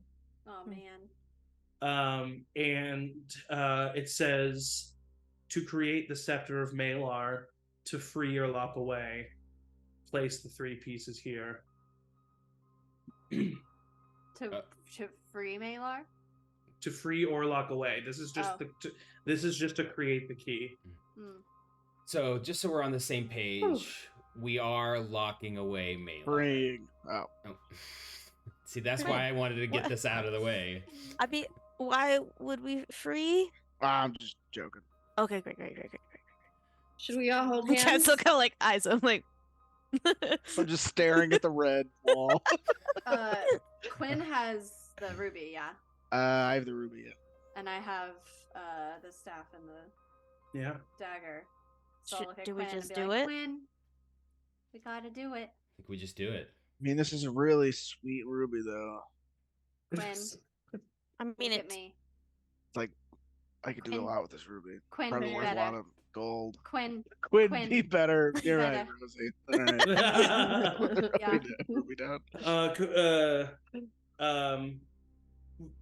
Edmund just kind of lightly touches the staff. Oh, I'll miss you. And you As place I all put it 3 on- items. Yeah. As soon May as grabs Quinn's hand. all 3 items are placed on the pedestal, red light shines underneath them, Oh, no. and you see them Why is it red light? force together and become they like change their shape. The black of the dagger becomes almost more golden in shape. The ruby becomes framed and inlaid until you see this item in front of you as the scepter of Malar fully forms. And lies there now on the pedestal. Looks like a pretty cool item, everybody.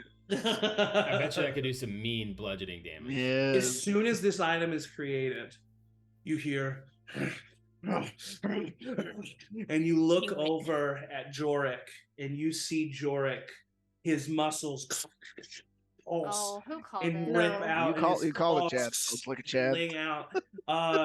You see fear on his face for a moment. No, not now. As he howls in the night, and you see a new version of Jorik take form. Here, I'll show you a picture as he hulks out Yeah. to his werewolf form. damn. I'll beat his ass again. And then you hear another sound. And you look over, and Flint, as the only person who failed a Constitution saving throw, his muscles begin to bulge in his face cracks. His bottom teeth, one tusk appears, the other tusk appears, as Flint has been cursed with werebore lycanthropy, and at the sight of Septar's Malar has now transformed into his hybrid werebore form. Flint, in this moment, you want nothing other than to rip that scepter from their hands, place it in that wall, and turn it to the left. That is all you want to do. I need everyone to roll initiative. Oh no. Hey, the left is the freeing, so the right is... Yeah. Righty tighty, lefty loosey. Yeah. Oh no. Yeah. I guess I would have been up here if I was placing the. Okay. I'm just gonna move myself there. Gotta get into the mind of a werebore. Let's Oh, go with dokily. this Oh my dice. god, I can't believe that Flint's a werebore. Bearbore. Oh my! I can reroll natural ones. Woo. Simon is real stressed out about this. Flint, just so you know, as aware here, I'm Extra going to 20. send this to you. But what's your strength at? My strength is a 16. It is now a 17. Sick. And here, I'm just going to send this to you, Matt, and you make the necessary adjustments that you feel you need to make. But it should be relatively straightforward. Okay. Yeah. Witness I would looking good. also. I don't know what it is. All right, so Edmund needs to roll initiative, and so does Jorik. I'm not on the initiative right now. Oh, sorry. There you go. Thank you. Edmund and Jorik both got 15s. Jorik is going to beat him though, so I'll just make Edmund 14. 15. Flint, put in your initiative. Yeah. Your damn initiative. 16. All right. Jeez. Oh no. Top of the turn order, we've got Quinn. Quinn, you see Jorik and Flint not even really paying attention to anyone else. They are immediately focused on the scepter and like start moving towards the scepter, which is just on the pedestal itself. What do you do? Well, there's other things could be charmed, so I'm assuming these people would be charmed, and I'm just gonna start playing a really enchanting tune and cast Hypnotic Pattern again. All right. Except I will use my bonus action to make Jorik. He gets a -7 to his saving throw. He definitely fails. So you have to roll a Wisdom saving throw, Flint. I have to roll a Wisdom saving throw. Actually, Yep. Yeah. Go ahead. Sorry. Go ahead. Okay, sure. 16 is the DC. 3. We got a minute, everybody. Immediately, both Jorik and Flint, and they're just like quietly growling while looking at this hypnotic pattern. I'll just say like, I can hold him for a minute. And I'll just fucking be diddling away. That's In front of everyone? In front of everyone? Yeah. I mean, if I still have my movement, I mean, where's the key? Where's the lock? It's just on the pedestal. Oh, the lock is in the red wall, the red crystalline wall. I mean, I'll just move forward, just like right there. Do you grab the scepter? Yeah, I'll hold the scepter out since I've already used my bonus action, and I'll just hold it up for somebody. Okay. All right. So you grab the scepter, start walking towards the wall. Flint, you spend your turn being charmed. Jorik, same thing. Edmund is going to step near the pedestal and ready his action towards Jorik and Flint for an attack. Maywin, what do you do? I mean, we have no way of knowing which way is the right way to turn this key, right? As of right now, no. I will say Quinn, actually, yeah, because Quinn touched it. Quinn, when you grab that scepter, that ominous feeling hits you, and something tells you deep down inside that if you just turn it to the right, then it'll go away. We gotta turn it to the right. Okay, then I'll go 10, 15, 20. I'll grab the key. Uh-huh. I'll go to the wall. Uh-huh. Put my hand on her shoulder. I'll put the key in. Is this gonna kill me though? Because And I'll turn it to the right. I mean, all right, and that is where we will end tonight's episode. Oh, Thank you so much for joining 4 us. minutes. I really appreciate it. Yeah, 56. 56. That. Why did I do it? I know. That. We will see what happens at the beginning of next week. Come on, we gotta have a little cliffhanger. I don't like We gotta have a little bit of a cliffhanger. I don't like you. So, I mean, do you really want to know? Do you want to know? No, I don't. No, now. I mean, yes, No. but no. Exactly, But yes, yeah. but no. Okay, so thank you so much for joining us and watching as we end on that little bit of a cliffhanger. Actually, you know what? I'm going to make an executive decision here because this is episode 30. The episode title is called Full Circle. Oh no. You all began your journey being thrown together by a plot of people who are looking to bring Malar back into this world. That is how you met. That is how you began this journey, technically 15 years ago. And Maywin, as you step up to this wall, and you turn the scepter. Even before you turn the scepter, you hear this wind. And from a distance, you don't see it, but you hear this soft, pleasant neighing. And you know that it's Malachi and her unicorn avatar encouraging you, because Malar is the god of nature in a way that perverts what Malachi stands for as a goddess of nature. And you turn this scepter, and all of you hear this extremely loud roar that comes from an ancient entity that is so hard to comprehend. It's so hard to wrap your mind around that even as I describe it now, no words will ever justify what your characters actually truly experience in that moment. And the red wall cracks and dulls, and the lights go out, and Jorik and Flint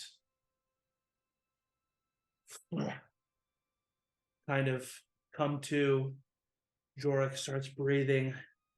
His wolf form diminishes to his human form. Flint, the same thing happens to you as you diminish slightly in size, becoming the dwarven man that you are. And although you don't know for sure, that ominous feeling goes away. The terror that you feel in this place fades. The roar that you hear fades into silence. There's a lot of journey still to come. There's tombs and temples unexplored. There's gods here and not here. There's gods on your side. There's gods that are not. But for once, your journey has seen a fruitful response as you have sealed Malar back into his state of banishment. One down, many to go. And that is where we will leave off on this episode 30. On this episode 30 ending. So thank you all so much for joining and watching us. A culmination of a lot of events here today. But like I said, lots more to go. So thank you for watching. Tomorrow night, 7 p.m. Central, Bugs in Space! Welcome Will to Zach's the fucking Bugs. computer. Yeah, Will Zach's character have a consensual Will Zach's fucking relationship. computer live on Twitch. Find out tomorrow. And then stay tuned at Charm Persons for all other updates. Next week, we'll have another Tayaroth session at 2 p.m. Central. Season 4 of The Remains has been pushed to April 12th. So the start date for that is April 12th. But like I said, stay tuned at Charm Persons for all other updates. Thank you to my players, the best players a GM can ask for. And as always, everybody say bye! Duck it, Malar! Bye.